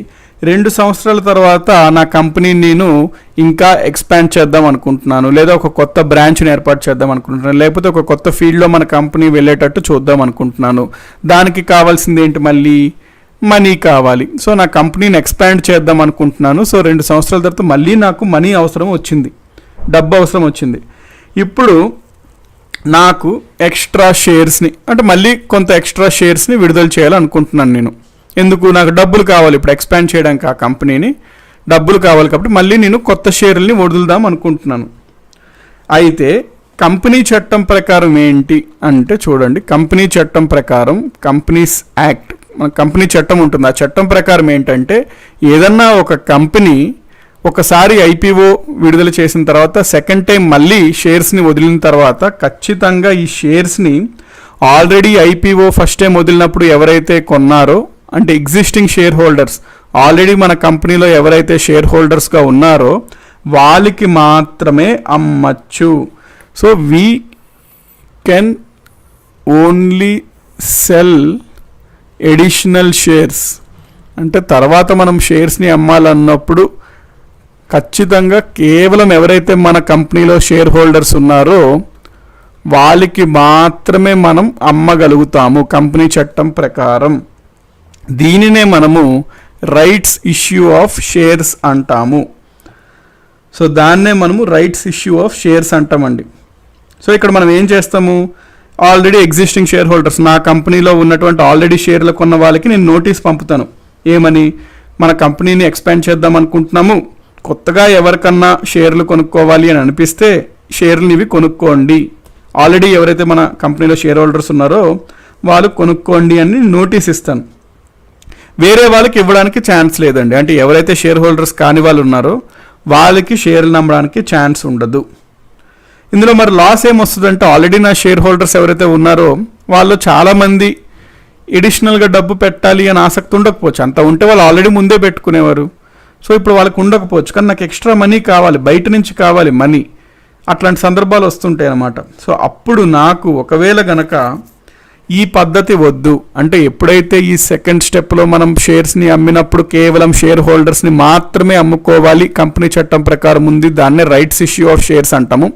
ఇప్పుడు ఒకవేళ గనక నాకు డబ్బు బయట నుంచి రావాలి, డబ్బు ఎక్కువగా రావాలి, ఈ రైట్స్ ఇష్యూ ఆఫ్ షేర్స్ నుంచి, అంటే ఆల్రెడీ షేర్ హోల్డర్స్ ఎవరైతే ఉన్నారో కంపెనీలో వాళ్ళ నుంచి ఎక్కువ డబ్బు కావాల్సినంత రావట్లేదు అని నేను భావించినట్లయితే, సో ఒకవేళ గనక నాకు if I don't want rights issue of shares, అంటే నాకు ఈ పద్ధతి వద్దు అనుకుంటే, if I don't want rights issues of shares, ఇప్పుడు నేను ఏం చేయాలంటే, మరి నా షేర్ హోల్డింగ్ కంపెనీ కదా, ఆల్రెడీ ఐపీఓ వదిలేను కదా, సో నేను నా కంపెనీ యొక్క జనరల్ మీటింగ్ని ఏర్పాటు చేసుకోవాలి. ఈ జనరల్ మీటింగ్ ఆఫ్ షేర్ హోల్డర్స్ని ఏర్పాటు చేసుకుంటాను, సమావేశం. ఇందులో చర్చించుకుంటాం మనం ఏమని. చూడండి, మన షేర్ హోల్డర్స్ ఆల్రెడీ మనం పెట్టాల్సింది పెట్టాము, మనకి ఇంకా ఎక్స్పాండ్ చేయాలంటే చాలా డబ్బు కావాలి. కేవలం మన నుంచే డబ్బుని సేకరిద్దాము అంటే కుదరట్లేదు, ప్లస్ అది మనకి అవ్వట్లేదు. అందుకని చేత మనము బయట నుంచి డబ్బు తీసుకోవడానికి ట్రై చేద్దాము. అంటే మన కంపెనీ యొక్క షేర్స్ ఓన్లీ ఎవరైతే షేర్ హోల్డర్స్గా ఉన్నారో వాళ్ళు కాకుండా ఎవరన్నా కొనుక్కునే విధంగా, అంటే బయట జనాలు కూడా కొనుక్కునే విధంగా మనము షేర్ హోల్డింగ్ కంపెనీలో మనం ఈ మీటింగ్లో నిర్ణయించుకొని ఓట్ చేసుకుందాము, డెసిషన్ తీసుకుందాము అని ప్రతిపాదిస్తాం. అందరూ చర్చించుకొని సరే ఎస్, అందరూ కలిసి ఆ జనరల్ మీటింగ్లో ఎస్ మనకి రైట్స్ ఇష్యూ ఆఫ్ షేర్స్ వద్దు అనుకొని ఈ న్యూ షేర్స్ ఎవరికన్నా అందుబాటులో ఉండేటట్టు మనం నిర్ణయం తీసుకున్నాము అని చెప్పి డిసైడ్ అయ్యారు అనుకోండి. Yes, new shares can be available to anyone, ఎవరన్నా కొనుక్కోవచ్చు మన న్యూ షేర్స్ని అనే ఒక నిర్ణయం తీసుకుంటే అప్పుడు వీళ్ళు తీసుకున్న నిర్ణయం బట్టి సెబీ ఏం చేస్తుందంటే ఓకే, ఇప్పుడు వీళ్ళు షేర్స్ని కేవలం వాళ్ళ షేర్ హోల్డర్సే కాకుండా ఎవరన్నా కొనుక్కోవచ్చు అని చెప్పుద్ది. అప్పుడు ఏమవుతుంది, బయట జనాలు కూడా షేర్స్లో ఇక్కడ కొంటారు, దాంతో బయట నుంచి డబ్బులు వస్తుంది, దాంతో కంపెనీ ఎక్స్పాండ్ అవుతుంది, కంపెనీ యొక్క బేస్ కూడా పెరుగుతుంది. దీన్నే మనము ఈ రైట్స్ ఇష్యూ ఆఫ్ షేర్ అనే కాన్సెప్ట్లో ఈ పాయింట్స్ మనం తెలుసుకోవాలి.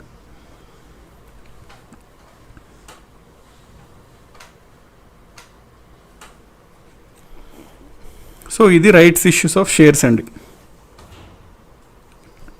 నెక్స్ట్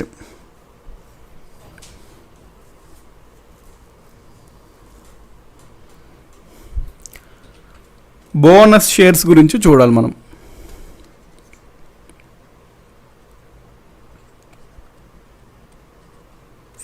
బోనస్ షేర్స్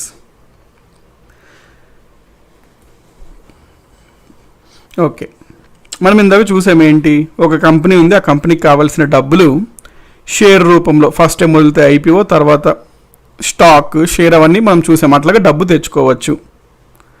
సో ప్రతి సంవత్సరం కంపెనీ లాభం అయితే వస్తుంది అనుకోండి ఒక కంపెనీకి, ఆ లాభంలో జనాలకి ఎంత పంచవచ్చు, ఎంత మళ్ళీ కంపెనీలోనే పెట్టుబడి పెడదాం, అదన్నీ ఈ మీటింగ్స్లో బోర్డ్ ఆఫ్ డైరెక్టర్స్ నిర్ణయించుకుంటారు. సో మనకి వచ్చిన లాభం 100 రూపాయల లాభం వస్తే అందులో ఒక 70 రూపాయలని పంచుకుందాం, 30 రూపాయలు మళ్ళీ తిరిగి కంపెనీలో పెట్టుబడి పెడదాము. ఆ 70 రూపాయలని ఎవరికైతే ఎంతెంత వాటా ఉందో కంపెనీలో ఆ వాటాకు తగినంత వెళ్తుంది. దాన్నే మనము షేర్ హోల్డర్స్కి వచ్చే లాభంలో కొంత వాటాని డివిడెండ్ అంటాము అని మనం చూసుకున్నాం. ఈ డివిడెండ్ జనరల్గా చెక్స్ ద్వారా పంపిస్తారండి. అంటే మీ దగ్గర ఏదైనా ఒక కంపెనీ యొక్క షేర్ ఉందనుకోండి, లాభం వస్తే చెక్ ద్వారా ఇంత లాభం డివిడెండ్ వచ్చింది, కంపెనీ లాభంలో మీకు ఇంత శాతం అని ఓ చెక్ రూపంలో జనరల్గా పంపిస్తుంటారు డివిడెండ్ని. కానీ సమ్టైమ్స్ అప్పుడప్పుడు కంపెనీస్ ఏం చేస్తాయంటే మనకి ఫ్రీగా ఎక్స్ట్రా షేర్స్ని ఇస్తాయి అన్నమాట. ఎక్స్ట్రా షేర్స్ ఇస్తాయి అంటే అర్థం ఏంటి, మన అకౌంట్లో కొంత షేర్స్ని ఆల్రెడీ ఆ కంపెనీయే కొని ఆ కంపెనీ మనకి ఫ్రీగా ఇచ్చినట్టు. అంటే ఏంటి దీని అర్థం? ఫర్ ఎగ్జాంపుల్ ఒక కంపెనీ ఇందాక మనం చూసుకున్నాం, నా దగ్గర 500 రూపాయలు ఉంది, నేను ఆ కంపెనీలో 50 షేర్లు కొన్నాను, నాకు 500 రూపాయలు వచ్చింది, నేను 500 రూపాయలు పెట్టుబడి పెట్టాను అనుకున్నాం. ఒక 4 సంవత్సరాలు జరిగింది, 4 సంవత్సరాలు గడిచింది, ఆ కంపెనీ చాలా బాగా పెర్ఫామ్ చేస్తుంది. నేను మొదటి నుంచి ఈ కంపెనీకి ఇప్పటి వరకు షేర్స్ అమ్మకుండా బాగా నమ్మకంగా ఉన్నాను. సో షేర్ హోల్డర్స్ వల్లే ఈ కంపెనీ ఇంత స్థాయికి వచ్చింది 4 సంవత్సరాల్లో. అందుకని చెప్పి మన కంపెనీలో పెట్టుబడి పెట్టిన వాళ్ళకి ప్రోత్సహించాలి అనే ఉద్దేశంతో కంపెనీ అప్పుడప్పుడు ఏం చేస్తుందంటే మనకి ఎంతైతే వాటా ఉందో దాంట్లో ఒక 10% అనుకోండి, ఒక 10% షేర్స్ని కంపెనీ ఫ్రీగా ఇస్తుందన్నమాట. అంటే ఇప్పుడు నాకు ఏం చేస్తుంది, నీకు ఆల్రెడీ 50 షేర్స్ ఉన్నాయి, నేను ఫ్రీగా నీకు ఇంకొక 5 షేర్లను ఇస్తున్నాను, ఇప్పటి నుంచి నీకు 55 షేర్లు ఉన్నట్టు మా కంపెనీలో అని చెప్పి అప్పుడప్పుడు కంపెనీలు షేర్ హోల్డర్స్కి ఇస్తుంటాయి బోనస్గా షేర్స్. ఎందుకు ఇస్తుంటుంది సార్, కంపెనీకి పని లేదా అంటే, కంపెనీ ఎందుకు ఇస్తుందంటే మరి ఈ షేర్ హోల్డర్స్ వల్లే ఆ కంపెనీ ఈ స్థాయికి వచ్చింది, వాళ్ళకు కూడా నమ్మకం కలగాలి మన కంపెనీలో. మన కంపెనీ పైన నమ్మకం కలిగితే మంచి బోనస్లు ఇస్తుంది, మన షేర్స్ మంచి బోనస్ షేర్స్ ఇస్తుంది మన కంపెనీ అని జనరల్గా బయట టాక్ వెళ్తే ఇంకా ఎక్కువ మంది ఇంట్రెస్ట్ చూపిస్తారు మన షేర్స్ కొనడానికి. ఇంకా ఎక్కువ మంది ఇంట్రెస్ట్ చూపించినప్పుడు మనకి ఇంకా ఎక్కువ డబ్బు వస్తుంటుంది, ఇంకా ఎక్కువ పెట్టుబడి పెట్టచ్చు మన కంపెనీలో, ఇంకా కంపెనీని పైకి తీసుకువెళ్ళచ్చు. ప్లస్ మనకి ఎప్పుడైతే జనరల్గా మార్కెట్లో బయట ఒక కంపెనీ XYZ అనే కంపెనీ గురించి మంచి పేరు, గుడ్ నేమ్ వస్తుంది అనుకోండి, దాంతోపాటు ఆ కంపెనీ మంచి ఇన్సెంటివ్స్, బోనస్ షేర్స్ అట్లాంటివి ఇస్తుంది అనుకోండి, అప్పుడు జనాలు ఎగబడతారనమాట ఆ షేర్స్ని కొనడానికి. ఎందుకంటే ఆ కంపెనీ బాగా పెర్ఫామ్ చేస్తుంది, బోనస్లు కూడా ఇస్తుంది, అంటే ఆ కంపెనీ షేర్ హోల్డర్స్ని బాగా చూసుకుంటుంది అని చెప్పి. సో ఎక్కువ జనాలు ఎగబడడం వల్ల డిమాండ్ పెరుగుతుంది అనమాట షేర్కి. అంటే ఫర్ ఎగ్జాంపుల్ ఇందాక నేను 10 రూపాయలు పెట్టి షేర్ అయితే ఫస్ట్లో కొనుక్కున్నాను. ఎందుకు? స్టార్టింగ్లో ఆ కంపెనీ గురించి ఎవరికీ పెద్దగా తెలియదు, అప్పుడు 10 రూపాయలు మాత్రమే ఉంది. ఇప్పుడు ఈ కంపెనీ గురించి వాల్యూ తెలిసింది కాబట్టి ఎక్కువ మంది ఎగబడుతుంటారు అనమాట ఈ షేర్ని కొనడానికి. So demand price obviously directly relation. ఎక్కువ డిమాండ్ ఉంటే ప్రైస్ పెరుగుద్ది. సో డిమాండ్ పెరగడం వల్ల షేర్ ప్రైస్ కూడా 12, 14, 16 అట్లా పెరుగుతూ వస్తుంటుంది అనమాట. సో షేర్ వాల్యూ ఇందాక డానియల్ గారు అడిగారు ఎట్లా సార్ పెరుగుతుంది తగ్గుతుంది అంటే, సింప్లీ డిమాండ్ బట్టండి. డిమాండ్ అనే సింపుల్ ఒక కాన్సెప్ట్ ద్వారా మనకి ఒక్కసారి పడిపోవడం, ఒక్కసారి షేర్స్ లెగిసిపోవడం అవన్నీ జరుగుతుంటాయి అన్నమాట. కాబట్టి ఈ విధంగా షేర్స్ కూడా పెరిగితే కంపెనీకి ఇంకా లాభం. అందుకని కంపెనీస్ అనేవాళ్ళు బోనస్ షేర్స్ని ఇచ్చి జనాల్ని ఆకట్టుకోవడానికి చూస్తుంటారు. సో బోనస్ షేర్స్ అంటే అవండి, ఏదైతే కంపెనీ ఆల్రెడీ ఉన్న షేర్ హోల్డర్స్కి కొంత ఎడిషనల్గా ఫ్రీగా షేర్స్ని ఇస్తుందో దాన్ని బోనస్ షేర్స్ అంటాం. అయితే బోనస్ షేర్స్ని ఏం చేసుకోవచ్చు సార్ నేను అంటే, అమ్ముకోవచ్చా అంటే అబ్సల్యూట్లీ అండి, మీ ఇష్టం అది. బోనస్ షేర్స్ని మీరు ఉంచుకోవచ్చు, అమ్ముకోవాలి కొంత డబ్బు చేసుకోవాలి అంటే అమ్ముకోవచ్చు కూడా. నార్మల్ షేర్ లాగానే ఏముండదు డిఫరెన్స్. సో మీకు బోనస్ షేర్స్ కూడా నార్మల్ షేర్స్ లాగా అమ్ముకోవాలంటే అమ్ముకోవచ్చు, ఉంచుకోవాలంటే ఉంచుకోవచ్చు, everything same like normal share only.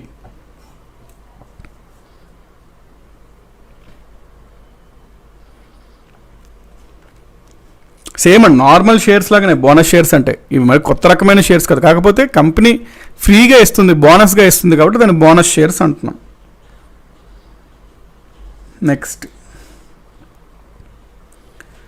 Next concept మనం చూడాల్సింది ఎంప్లాయీ స్టాక్ ఆప్షన్ స్కీమ్.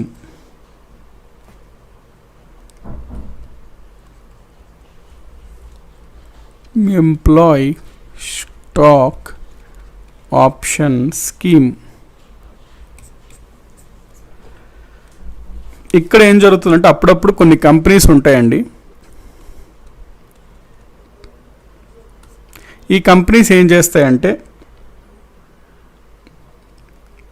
ఈ కంపెనీలో పనిచేస్తున్న ఎంప్లాయీస్కి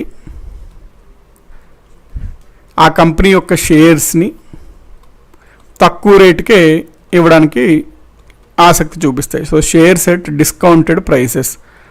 సో ఆ కంపెనీలో పనిచేస్తున్న ఎంప్లాయీ, మీకు జనరల్గా చాలా దగ్గరలో మీరు చూస్తారు, ఫర్ ఎగ్జాంపుల్ బట్టల షాప్ ఉందనుకోండి, సౌత్ ఇండియా షాపింగ్ మాల్ ఉంది, సౌత్ ఇండియా షాపింగ్ మాల్లో మీరు పని చేస్తున్నారు, సౌత్ ఇండియా షాపింగ్ మాల్లో పనిచేస్తున్న వాళ్ళకి ఏదన్నా బిల్ చేస్తే అందులో 30% డిస్కౌంట్ ఉంటుంది అంటాడు. ఎందుకు ఉంటుంది?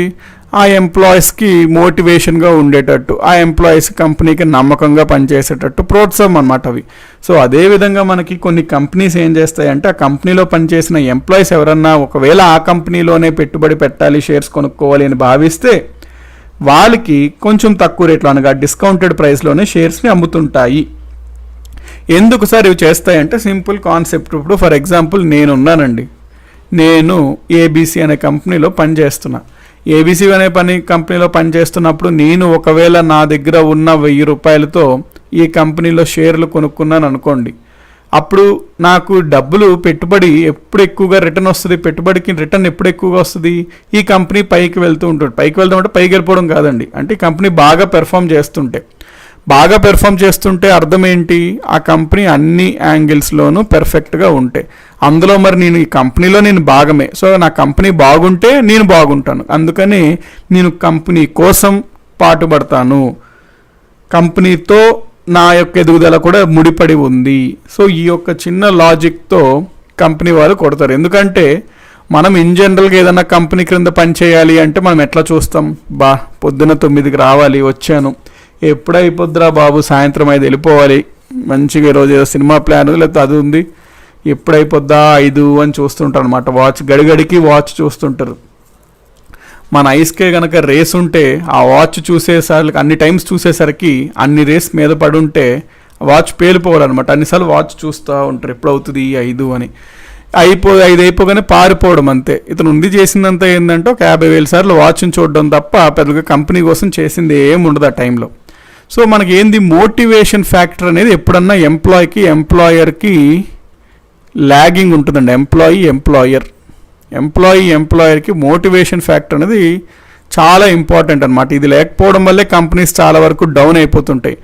మొత్తం ఎంబీఏలో కానీ పబ్లిక్ అడ్మినిస్ట్రేషన్లో కానీ అంతా చూసేది ప్రధానమైన టాపిక్ ఏంటంటే ఇదే, ఎంప్లాయర్ అంటే ఉద్యోగం ఇచ్చాడు కంపెనీలో పనిచేసే వాళ్ళకి ఏ విధంగా కంపెనీ పైన మోటివేషన్తో పనిచేయాలి, నాది కంపెనీ అనుకొని ఏ విధంగా వాళ్ళు ఇష్టంతో పనిచేయాలి అనే దానికోసమే చాలా థియరీస్ ఉంటాయండి.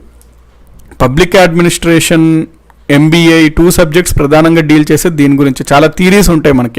ఎంప్లాయర్ వాటి థియరీస్ ఉంటాయి అన్నమాట పబ్లిక్ అడ్మినిస్ట్రేషన్లో.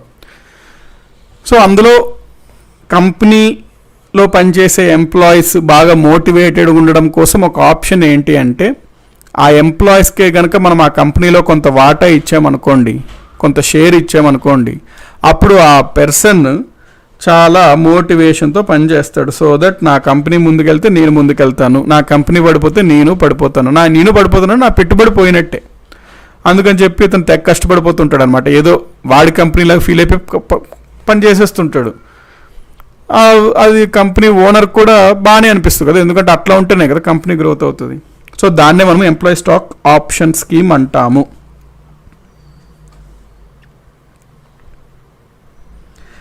నాన్ ఎంప్లాయీ మనకి ఈ స్కీమ్ అండి, ఇది కేవలం స్కీమే. అంటే ఒక కంపెనీ ఎంప్లాయీస్కి డిస్కౌంటెడ్ రేట్లో ఇస్తుంది అంటే ఓన్లీ ఎంప్లాయీస్కి మాత్రమే షేర్స్ని ఇస్తుంది అని కాదండి, వేరే వాళ్ళకి కూడా ఇస్తుంది. కాకపోతే నార్మల్ రేట్లో ఉంటుంది షేర్ మార్కెట్.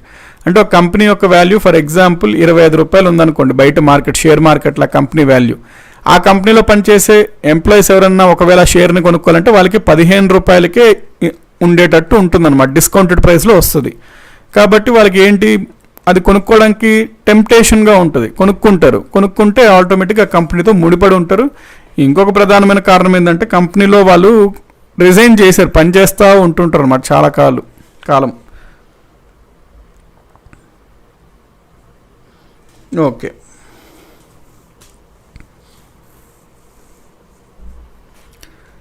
నెక్స్ట్ RSU అనే కాన్సెప్ట్ గురించి చూడాలి. Restricted stock unit.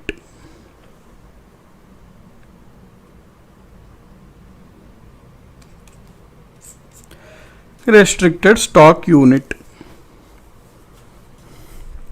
దీన్నే మనము RSU అని అంటాము.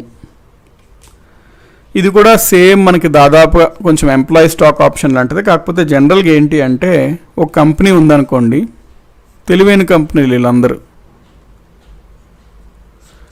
ఈ కంపెనీలు ఏం చేస్తాయంటే, కంపెనీలో ఉద్యోగస్తులు ఉంటారు.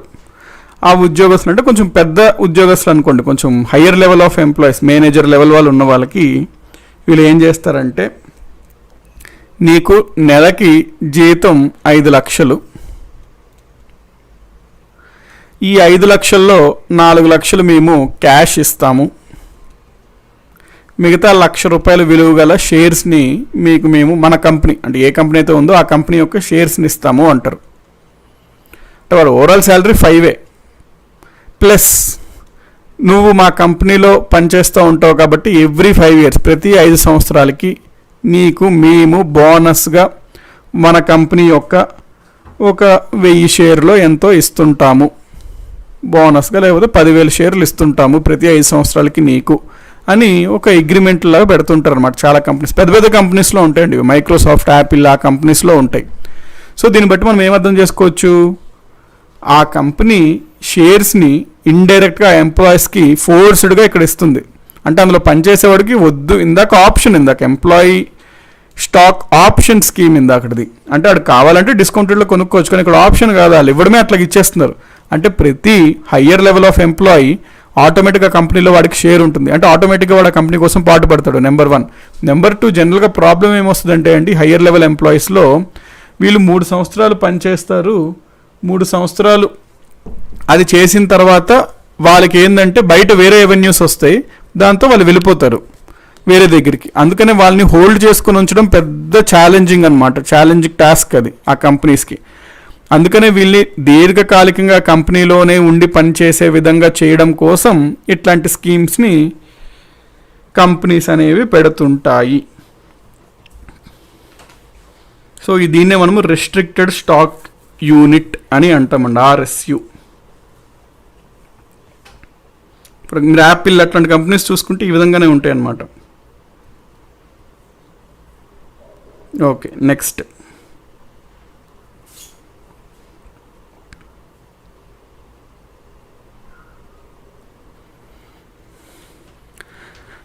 మనం చూడాల్సింది ఊరికనే న్యూస్ల్లో ప్రధానంగా మనం చూసేది ఏంటి అనే వర్డ్ అంటే మనము సెన్సెక్స్ అనే వర్డ్ చూస్తుంటాము.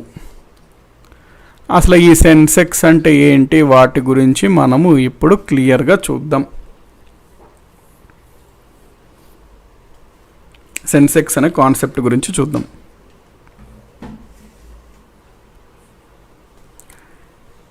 ఓకే,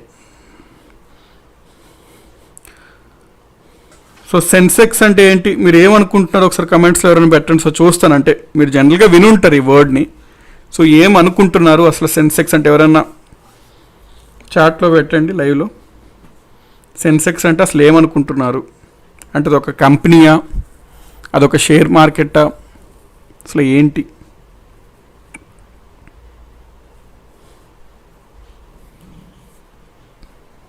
గవర్నమెంట్ ఆఫీస్లో కూడా ఇట్లాంటి స్కీమ్స్ ఉంటే బాగుంది సార్ అంటారు సత్య గారు. గవర్నమెంట్లో ఇట్లాంటివి ఉండవండి, ఎందుకంటే గవర్నమెంట్లో మీరు పని చేస్తేనే మీకు పెద్ద ప్రాబ్లమ్స్ వస్తుంటాయి అన్నమాట. పబ్లిక్ అడ్మినిస్ట్రేషన్లో ఒక ఫేమస్ కొటేషన్ ఉంటుంది. పబ్లిక్ అడ్మినిస్ట్రేషన్లో ఏంటి అంటే, ఒక గవర్నమెంట్ ఎంప్లాయీకి,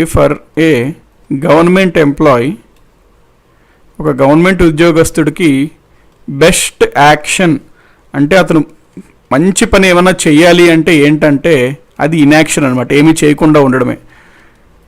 సో ఒక ప్రభుత్వ ఉద్యోగికి మంచి పని చేయడం అసలు బెస్ట్ పని ఏంటి అంటే ఏం పని చేయకుండా ఉండడమే best action. So for a government employee best action is inaction. అందుకనే గవర్నమెంట్ ఆఫీసులు ఇట్లాంటివి పట్టుకురామండి. Okay, share market, stock exchange,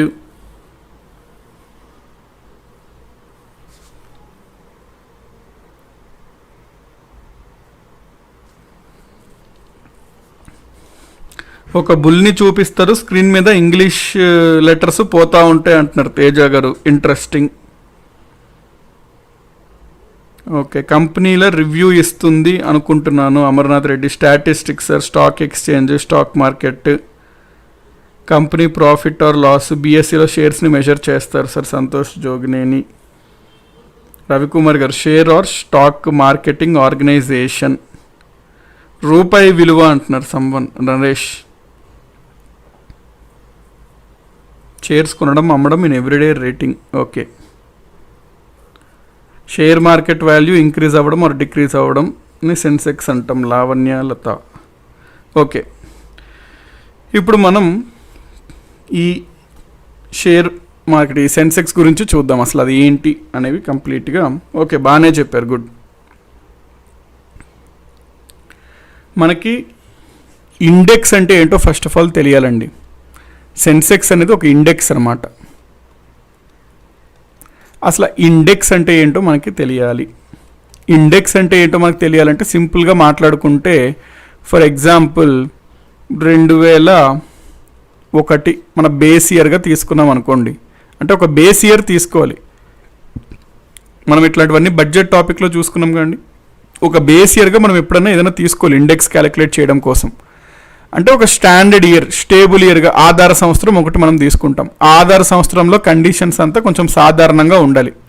ఆ 2001 బేస్ ఇయర్లో కనుక ఒకవేళ ఫర్ ఎగ్జాంపుల్ ఏదో ఒకటి తీసుకోండి, ఫర్ ఎగ్జాంపుల్ ఏదో ఒక వస్తువు అంటే ఏది తీసుకుంటారు, పేస్ట్ తీసుకున్నారు, టూత్ పేస్ట్ తీసుకున్నారు అనుకోండి. టూత్పేస్ట్ విలువ 2001లో 10 రూపాయలు ఉందనుకోండి. 2020 ప్రస్తుతం మనం చూసుకుంటున్నాం. ప్రస్తుతం టూత్పేస్ట్ వాల్యూ ఒక 15 రూపాయలు అయ్యిందనుకోండి. అప్పుడు దాని అర్థం ఏంటి? ఇప్పుడు దీన్ని ఇండెక్స్ ఎట్లా క్యాలిక్యులేట్ చేస్తాము అంటే ఎంత పెరిగినట్టు అంటే new price 15 by old price 10. So ఎంత పెరిగినట్టు? ఇది ఇంటూ 100 వేసుకుంటే పర్సెంటేజ్లో వస్తుంది, ఇంటూ 100. సో 15/10 ఇంటూ 100 అంటే దట్ ఈజ్ ఈక్వల్ టు 150%. అంటే 150% అయినట్టు. అంటే ఇండెక్స్ ఈ 10 ఇక్కడ ఉన్నది మనం 100గా తీసుకుంటామండి. బేస్ ఇయర్ 100 అన్నట్టు. ఈ 100 రూపాయల వాల్యూ 2020 వచ్చేసరికి 150 అయినట్టు. సో బేస్ ఇయర్ని మనం స్టాండర్డ్గా 100 తీసుకుంటాం. ఇప్పుడు మనకు ప్రెజెంట్ బేస్ ఇయర్లో ఇండెక్స్ ఎంత? బేస్ ఇయర్లో ప్రైస్ బై 10 ఇంటూ 100 అంటే 100 అనమాట. సో బేస్ ఇయర్లో మనకి స్టాండర్డ్ ఎంత అంటే 100. ఇప్పుడు ఎంత అంటే ఇప్పుడున్న price by base year price into 100 అంటే 150. సో బేస్ ఇయర్ 100 ఉంటే ఇప్పుడు మనకి అది 150 అయ్యింది. సో జనరల్గా మనకి ఇండెక్స్లు ఈ విధంగా చెప్తుంటామండి. ఇండెక్స్లు అంటే ఈ విధంగా చెప్తాం, 150% ఈజ్ ద ఇండెక్స్ అంటాం. సో ఇప్పుడు ఒక సెన్సెక్స్ కూడా ఇండెక్స్ అనుకున్నాం కాబట్టి మరి సెన్సెక్స్కి కూడా ఒక బేస్ ఇయర్ ఉండాలి కాబట్టి సెన్సెక్స్ యొక్క బేస్ ఇయర్ ఏంటో మనము చూద్దాము. సెన్సెక్స్ యొక్క బేస్ ఇయర్ 1978 to 79. ఇంకా క్లియర్గా చెప్పాలంటే ఏప్రిల్ 1, 1979లో ఏదైతే మనకి రెఫరెన్స్గా తీసుకుంటున్నామో అప్పుడు ధరలు అప్పుడు ఉన్న ప్రైజెస్ని మనము బేస్ ఇయర్గా చూసుకున్నాం సెన్సెక్స్లో. సో సెన్సెక్స్లో మనం ప్రధానంగా ఫస్ట్ ఒక కాన్సెప్ట్ అంటే ఎట్లా క్యాలిక్యులేట్ చేస్తారో అవన్నీ క్లియర్గా చెప్తానండి, సో దట్ మీకు ఐడియా ఉంటుందన్నమాట. అంటే ఏంటి ఆ నెంబర్స్ ఏంటి, పెరుగుతుందంటారు తగ్గుతుందంటారు, ఏంటి ఆ పెరగడం తగ్గడం, అసలు ఆ నెంబర్ ఏంటి, 30,000 29,000 100 పాయింట్స్ని నష్టపోయి 29కి ముగిసింది అట్లా అంటుంటారు కదా. చూద్దాం. ఇప్పుడు మనకి ఒక కాన్సెప్ట్ గురించి ఇక్కడ తెలియాలి. ఆ కాన్సెప్ట్నే మనము free float market capitalisation, free float market capitalisation FFMC అంటాం. ఇది తెలియాలన్నమాట మనకు. సెన్సెక్స్ తెలియాలంటే దీని అర్థం ఏం లేదండి, సింపులే. ఇప్పుడు ఫర్ ఎగ్జాంపుల్ ఏదో ఒక కంపెనీ తీసుకున్నారు అనుకోండి. ఏ కంపెనీ? రిలయన్స్ కంపెనీ తీసుకున్నారు. రిలయన్స్ కంపెనీలో మొత్తం కలిపి ఫర్ ఎగ్జాంపుల్ అండి, కేవలం ఎగ్జాంపుల్ మాత్రమే, రిలయన్స్ కంపెనీలో 1,00,000 షేర్స్ ఉన్నాయి అనుకోండి. ఓవరాల్గా 1,00,000 షేర్స్ ఉన్నాయి రిలయన్స్ కంపెనీలో. 6,00,000 షేర్స్ మనకి అందులో 30,000 షేర్లు అంబానీ దగ్గర ఉన్నాయి, అంటే అతని సొంతం అన్నమాట. అది ఒక 70,000 షేర్లు జనాల దగ్గర ఉన్నాయి, పబ్లిక్ దగ్గర ఉన్నాయి.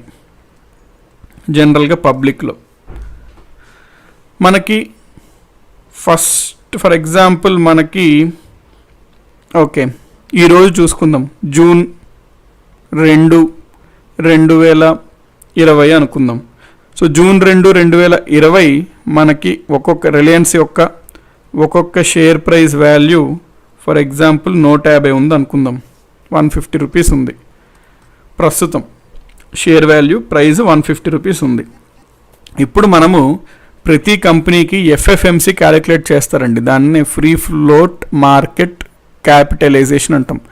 ఇది ఎట్లా క్యాలిక్యులేట్ చేస్తారంటే ఇక్కడ మీరు అర్థం చేసుకోవాల్సింది ఏంటంటే ఈ రిలయన్స్ కంపెనీలో ఈ 30,000 షేర్స్ ఏదైతే ఉన్నాయో అది అంబానీ దగ్గర ఉన్నాయి, అంటే ఓనర్ దగ్గర ఏదైతే ఉందో. ఇతను అమ్మడం కొనుక్కోవడం అవి చేయడు కదండి షేర్స్ని, ఇతను ఆ కంపెనీ అవుతుంది. కాబట్టి షేర్లు ఎక్స్చేంజ్ ట్రేడింగ్ జనాల మధ్యలో జరుగుతుంది. సో ఎన్ని షేర్స్ జరుగుతున్నాయి జనాల మధ్యలో మార్కెట్లో ట్రేడింగ్ అంటే ఈ 70,000 షేర్స్లోనే జరుగుతుంటాయి ట్రేడింగ్, అమ్ముకోవడాలు కొనుక్కోవడాలు అవన్నీ. కాబట్టి ఆ కంపెనీకి సంబంధించి మార్కెట్లో ఎంత ఫ్లో అవుతుంది క్యాపిటలైజేషన్ నే మనం ఎట్లా చెప్పచ్చు, మొత్తం మార్కెట్లో ఎన్ని షేర్స్ ఉన్నాయి, మార్కెట్లో 70,000 షేర్స్ మార్కెట్లో ఉన్నాయి. ఎందుకంటే 30,000 షేర్స్ విలువ గల కంప్లీట్ ఆ ఓనర్షిప్ పెట్టుబడి అతనిది కాబట్టి మార్కెట్లో అయితే 70,000 షేర్లు ఆ కంపెనీ ఉన్నాయి కాబట్టి 70,000 ఉన్నాయి మార్కెట్లో. ఒక్కొక్క షేర్ వాల్యూ 70,000 షేర్లు ఉన్నాయి. ఒక్కొక్క షేర్ వాల్యూ ఎంత? 150 రూపాయలు. కాబట్టి ఆ రిలయన్స్ యొక్క ప్రస్తుతం జూన్ 2, 2020 చూసుకున్నట్లయితే ఫ్రీ ఫ్లో మార్కెట్ క్యాపిటలైజేషన్ ఎంత అంటే ఎంత వస్తుందండి? 70,000 × 150 105 ఓకే, మనకి 105 lakh రూపీస్ వస్తుందండి. సో ఇది మనకి ఎంత వచ్చినట్టు, 105 lakh రూపీస్ వచ్చినట్లు, 105 lakh రూపీస్ వచ్చినట్టు. సో ఇప్పుడు మనకి జూన్ 2, 2020 నాటికి రిలయన్స్ యొక్క ఫ్రీ ఫ్లో మార్కెట్ క్యాపిటలైజేషన్ ఎఫ్ఎఫ్ఎంసి ఎంత అంటే 105 lakh రూపీస్. ఈ రిలయన్స్ లాగా మన భారతదేశంలో ఉన్న ఒక మంచి కంపెనీస్, ఒక 30 కంపెనీస్ తీసుకుందాం. టాప్లో ఉన్న ఒక 30 కంపెనీస్ తీసుకుందాం. ఆ 30 కంపెనీస్ యొక్క ఎఫ్ఎఫ్ఎంసీస్ కనుక్కుందాం. ఏ విధంగా అయితే మనం రిలయన్స్ది కనుక్కున్నాం అదేవిధంగా 30 కంపెనీల యొక్క ఎఫ్ఎఫ్ఎంసీని కలుపుదాం, క్యాలిక్యులేట్ చేద్దాం. క్యాలిక్యులేట్ చేసి ఎఫ్ఎఫ్ఎంసీ ఆఫ్ 1 ప్లస్ ఎఫ్ఎఫ్ఎంసీ ఆఫ్ 2, ఆ 30 కంపెనీల యొక్క ఎఫ్ఎఫ్ఎంసీ వాల్యూస్ అన్నిటినీ కలుపుదాం. ఎఫ్ఎఫ్ఎంసీ ఆఫ్ 30 కంపెనీల యొక్క ఎఫ్ఎఫ్ఎంసీని కలుపుదాం. అప్పుడు మనకి ఫర్ ఎగ్జాంపుల్ ఒక 15 కోట్ల రూపాయలు వచ్చిందనుకోండి. అంటే ఒక రిలయన్స్ది 105 lakh crores, 105 lakh crores అంటే ఒక 1 కోటి రూపాయలు అనమాట. సో 105 lakh రూపీస్ వచ్చింది రిలయన్స్ అంటే 1 కోటి రూపాయలు వచ్చింది రిలయన్స్. అట్లాగే మనం 30 కంపెనీస్ది వేసుకుంటే ఎఫ్ఎఫ్ఎంసీ అనుకోండి 15 కోట్లు వచ్చింది, 15 crore రూపీస్ వచ్చింది. ఇది ఎప్పుడుది ఫ్రీ ఫ్లో మార్కెట్ క్యాపిటలైజేషన్? ప్రస్తుతంది, అంటే జూన్ 2, 2020. మరి మనము ఏమనుకున్నాము, ఒక ఆధార సంవత్సరం తీసుకున్నాము అనుకున్నాం కదా, సెన్సెక్స్కి ఒక బేస్ ఇయర్ తీసుకున్నాం కదా. సో అదేవిధంగా సెన్సెక్స్ యొక్క బేస్ ఇయర్ ఆధార సంవత్సరం ఎప్పుడు చూసుకున్నాం, 1 April 1979 మనం ఆధార సంవత్సరం చూసుకున్నాం. కాబట్టి అప్పట్లో 30 కంపెనీల యొక్క ఎఫ్ఎఫ్ఎంసీ వాల్యూలు మనం క్యాలిక్యులేట్ చేసి అదొక ఆధార సంవత్సరంలో ఉన్న ఆధార ఎఫ్ఎఫ్ఎంసీగా మనం క్యాలిక్యులేట్ చేసుకొని ఉంచుకున్నాం. సో 1 April 1979 నాటికి మనం ఆధార సంవత్సరంలో ఎఫ్ఎఫ్ఎంసీ క్యాలిక్యులేట్ చేసుకుంటే మనకి ఫర్ ఎగ్జాంపుల్ అదొక 10 లక్షల రూపాయలు ఉందనుకోండి, 10 lakh రూపీస్ ఉంది.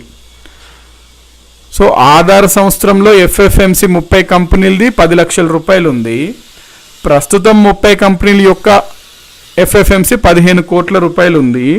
ఇప్పుడు ఇండెక్స్ అంటే ఏమనుకున్నాం ఇందాకే మనము, ఇండెక్స్ అంటే ఎప్పుడన్నా ఏ విషయంలోనూ ఇండెక్స్ అంటే new price by old price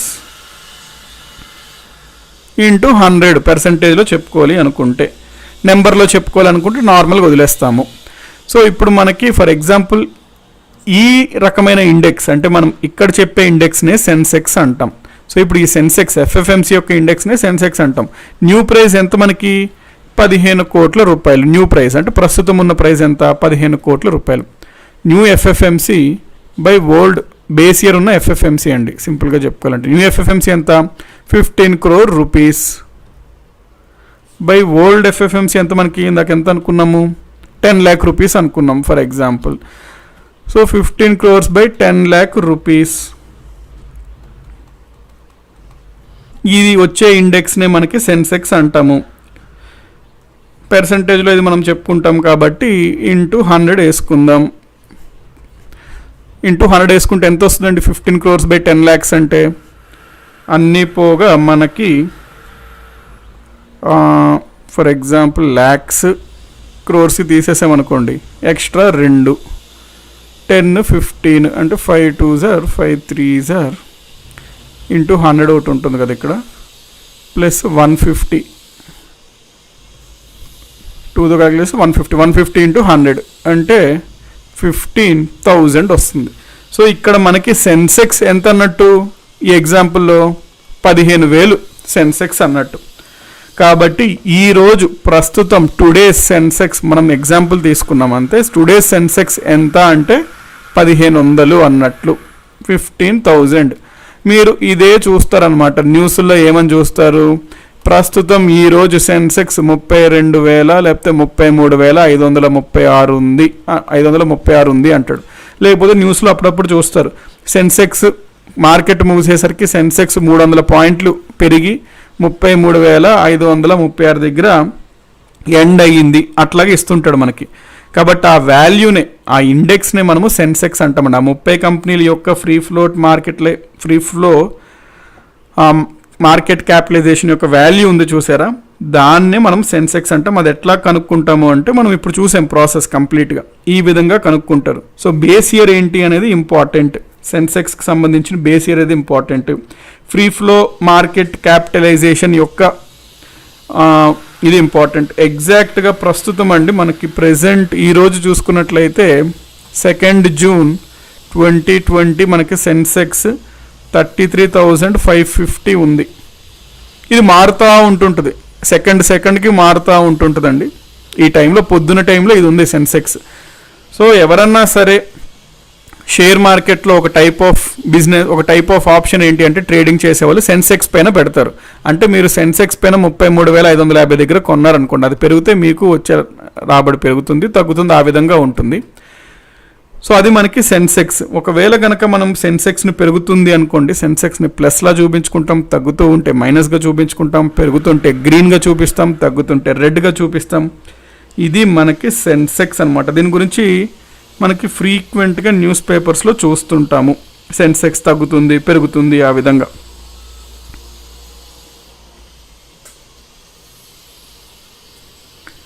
okay, base year అవునండి, బేస్ ఇయర్ ఇదే బేస్ ఇయర్. ఎప్పుడుది మనకి 1978-79 అన్నానే, ఇదిగోండి సెన్సెక్స్ బేస్ ఇయర్ ఇదేనండి, 1978-79. క్లియర్గా చెప్పుకోవాలంటే 1 ఏప్రిల్ 1979 ప్రీవియస్ ఇయర్ కాదు, ఇదే బేస్ ఇయర్ అండి. సమ్మన్ అడిగారు, సాయిబ్రహ్మం గారు అడిగారు. బేస్ ఇయర్ మనకి 1978-79 ఆర్థిక సంవత్సరం. ఇంకా క్లియర్గా చెప్పాలంటే 1 ఏప్రిల్ 1979 బేస్ ఇయర్ మనకి. అంటే సెన్సెక్స్కి బేస్ ఇయర్ అండి అది. ఒక్కొక్క దానికి ఒక్కొక్క బేస్ ఇయర్ ఉంటుంది. మీరు ద్రవ్యోల్బణం క్యాలిక్యులేట్ చేయడానికి ఒక బేస్ ఇయర్ ఉంటుంది, జీడిపిని క్యాలిక్యులేట్ చేయడానికి ఒక బేస్ ఇయర్ ఉంటుంది. సో ఒక్కొక్క పాయింట్కి ఒక్కొక్క బేస్ ఇయర్ ఉంటుంటుందండి. రజనీ సిహెచ్ గారు నిఫ్టీ అన్న సెన్సెక్స్ ఒకటే అని అడుగుతున్నారో చెప్తున్నారో, మరి చెప్తున్నారు అంటే అట్లా చెప్పొద్దండి, ఎందుకంటే నిఫ్టీ వేరు సెన్సెక్స్ వేరు. అడుగుతున్నారు అంటే వేరండి. ఇప్పుడు నేను నెక్స్ట్ అదే చెప్తా, అంటే ఏంటి ఆ డిఫరెన్స్ అని.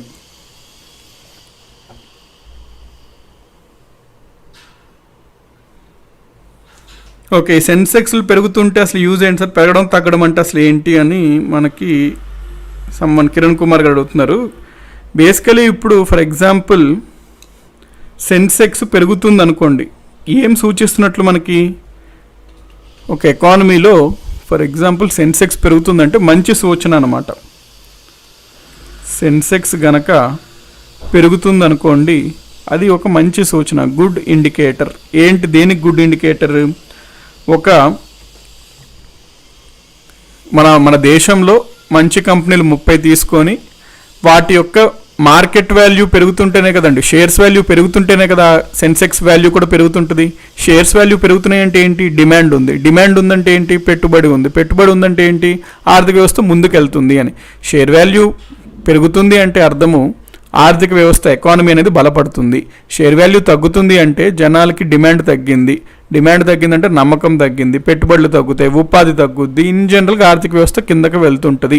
షేర్ వాల్యూ బాగా పడిపోతున్నట్లయితే ఇట్ లీడ్స్ టు రెసెషన్ అంటాం. ఎందుకు రెసెషన్?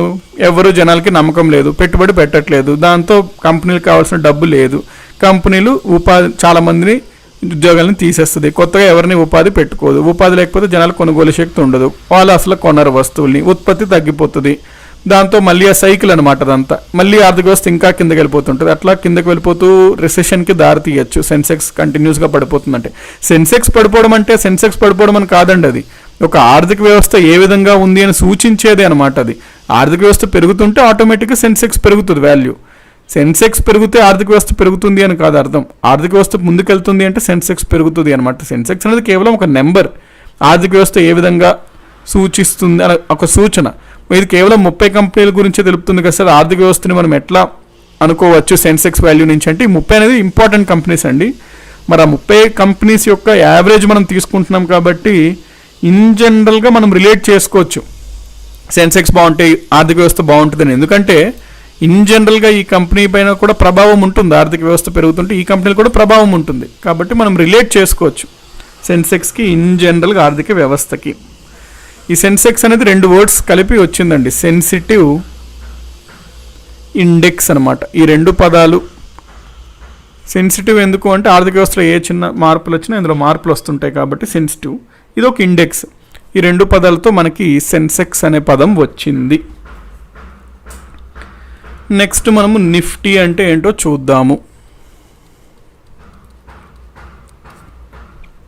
సెన్సెక్స్ మనం ఏమనుకున్నాము, 30 కంపెనీస్ అనుకున్నాం. సింపుల్గా మనకి నిఫ్టీ అంటే 50 కంపెనీస్ అండి.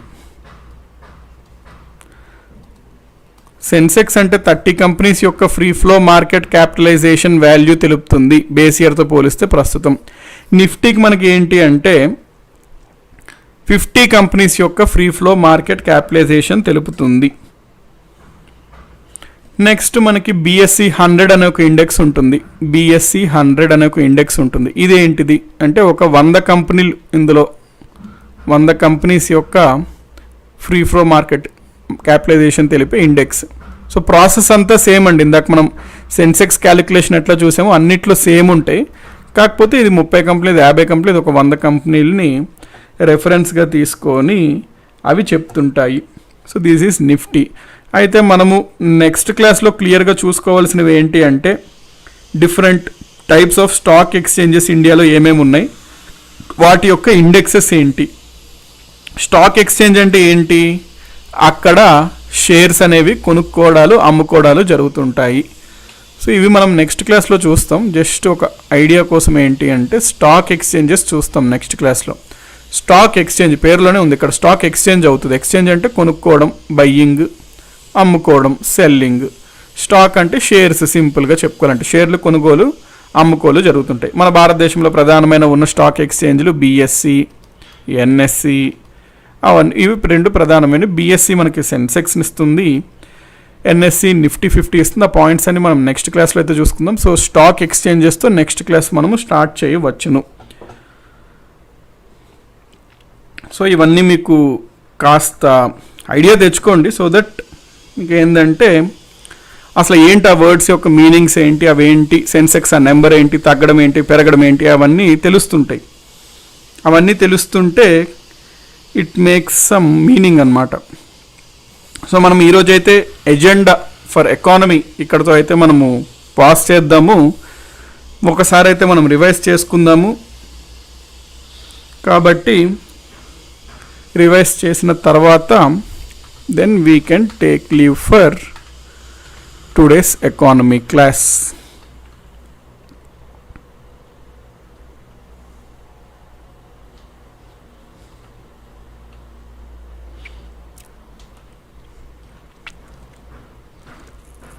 స్టాక్లోనే స్టాక్ బ్రోకర్స్ అనే టాపిక్ కూడా చూస్తామంటే అందులోనే మనకి స్టాక్ బ్రోకర్స్ ఇవన్నీ వస్తాయి. అంటే Zerodha, Sharekhan, Angel Broking, up stocks,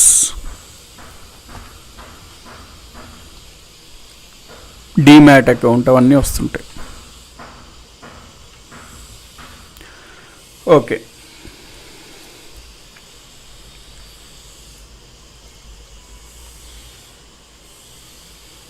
base ఇయర్ని ఎలా గుర్తించాలి అంటారు. బేస్ ఇయర్ అంటే జనరల్గా ఇప్పుడు ఫర్ ఎగ్జాంపుల్ ఎవరైతే ఏర్పాటు చేస్తున్నారో ఆ ఇండెక్స్ని వాళ్ళు గుర్తిస్తారండి. ఏ విధంగా గుర్తిస్తారు బేస్ ఇయర్ అంటే జనరల్గా ఆ సంవత్సరంలో మరీ ఒడుగుదొడుగులు లేకుండా ఉండాలి ఆర్థిక వ్యవస్థ. అంటే ఆర్థిక వ్యవస్థ మరీ హైలో ఉండకూడదు, మరీ లోలో ఉండకూడదు. ఒక కామన్ స్టాండర్డ్గా ఉన్న ఒక నార్మల్ ఇయర్ని, సాధారణ సంవత్సరంను తీసుకుంటారు బేస్ ఇయర్గా. అది ఏ సంవత్సరం తీసుకోవాల్సి అదంటే ఎవరైతే ఇండెక్స్ని ఏర్పాటు చేసుకుంటారో వాళ్ళ ఇష్టం అండి. ఒక్కొక్కరు ఒక్కొక్క ఇయర్ని బేస్ ఇయర్గా తీసుకుంటారు.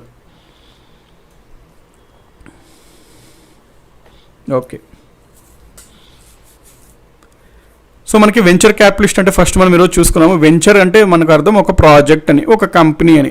జనరల్గా ఇవి పెద్ద ప్రాజెక్ట్స్లో ఎవరన్నా ఒక పెద్ద సంస్థలు వాళ్ళు పెట్టుబడి పెడతారు. ఆ పెట్టుబడి పెట్టిన దానికి ఆ సంస్థ నుంచి వస్తున్న లాభాల్లో వీళ్ళు వాటా కోరుకుంటారు. వాళ్ళని మనము వెంచర్ క్యాపిటలిస్ట్స్ అంటాము. జనరల్గా పెద్ద పెద్ద ప్రాజెక్ట్స్లో ఈ సంస్థలు ఇన్వెస్ట్మెంట్లు చేస్తాయి, పెట్టుబడులు చేస్తాయి.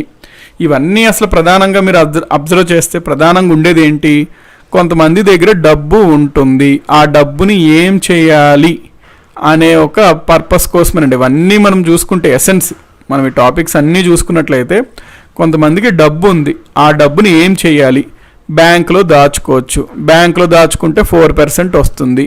అది ఎందుకు పనికిరాదు, ఎందుకంటే మనకి ఇన్ఫ్లేషన్ దాదాపుగా 7% ఉంటుంది భారతదేశంలో.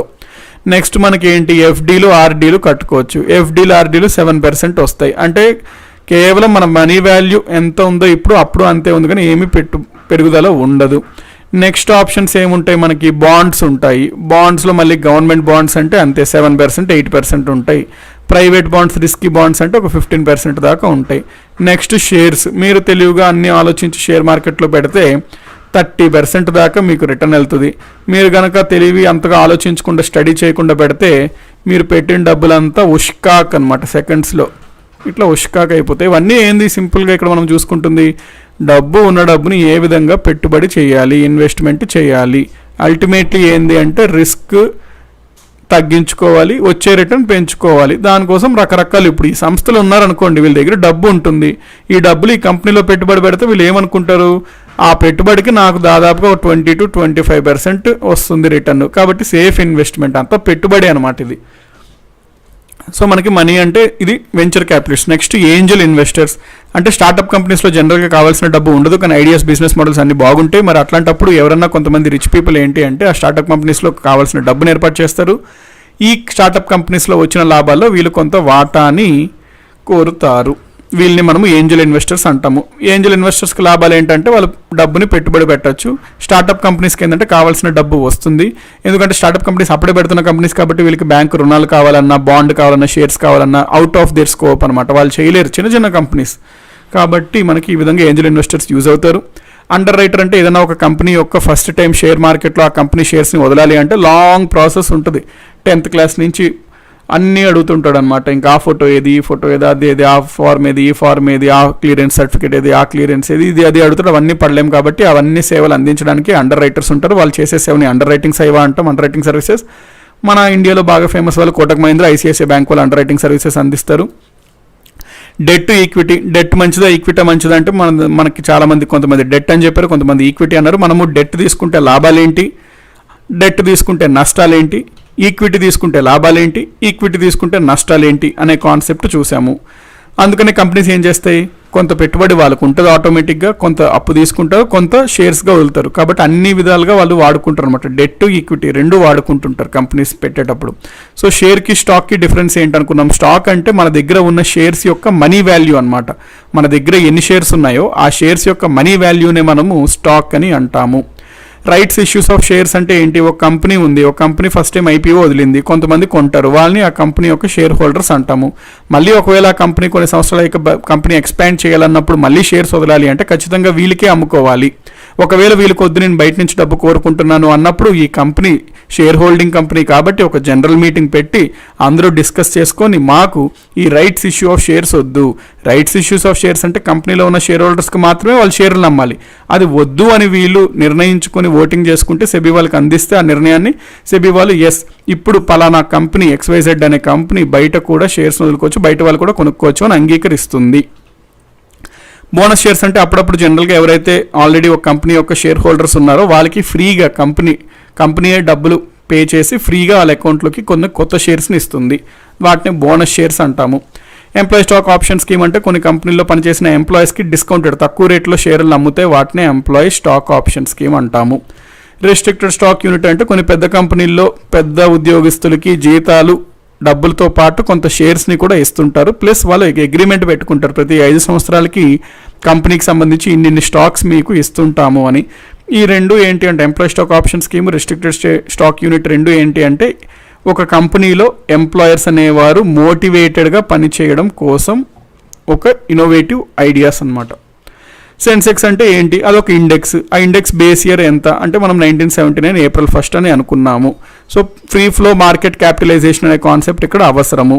ఫ్రీ ఫ్లో మార్కెట్ క్యాపిటలైజేషన్ అంటే అర్థం ఏంటి, ఫర్ ఎగ్జాంపుల్ ప్రస్తుతం ఈరోజు చూసుకున్నట్లయితే ఒక కంపెనీ యొక్క షేర్స్ మొత్తం ఎన్ని ఉన్నాయి, ఆ కంపెనీలో కంపెనీ ఓనర్కి ఎంత ఉన్నాయి, పబ్లిక్ దగ్గర ఎంత ఉన్నాయి. సో పబ్లిక్ దగ్గర ఉన్నవే మార్కెట్లో ఫ్లో అవుతూ ఉంటాయి అనమాట. సో పబ్లిక్లో ఉన్నవి 70,000, ఒక్కొక్క షేర్ వాల్యూ ఆ రోజు చూసుకున్నట్లయితే 150 ప్రస్తుతం రోజు. కాబట్టి ప్రస్తుత రోజు ఫ్రీ ఫ్లో మార్కెట్ క్యాపిటలైజేషన్ అంటే కొంత డబ్బు ఉంది, అది మరి బేస్ ఇయర్లో మనం చూసుకుంటాం ఎంతెంత ఉన్నది అని చెప్పి. సో మొత్తం 30 కంపెనీస్ యొక్క ప్రస్తుతం free flow market by base ఇయర్లో ఉన్న ఆ 30 కంపెనీస్ యొక్క ఫ్రీ ఫ్లో మార్కెట్ ఆ రెండు చేసి ఇంటూ 100 చేస్తే మనకు వచ్చిన వాల్యూనే సెన్సెక్స్.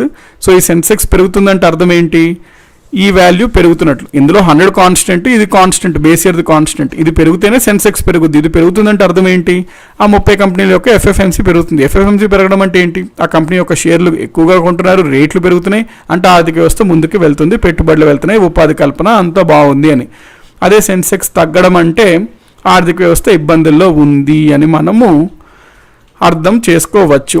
సెన్సెక్స్ ఏ విధంగా అయితే 30 కంపెనీస్ యొక్క ఇండెక్స్, నిఫ్టీ అనేది ఒక 50 కంపెనీస్ యొక్క ఇండెక్స్, BSE 100 అనేది ఒక 100 కంపెనీస్ యొక్క ఇండెక్స్.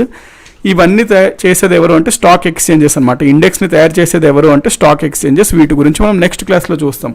BSE అంటే ఏంటి, NSE అంటే ఏంటి, ఎప్పుడు ఏర్పాటు చేసే, వాటి యొక్క హెడ్ క్వార్టర్స్ ఎక్కడ, అవన్నీ మనము నెక్స్ట్ క్లాస్లో చూద్దాము.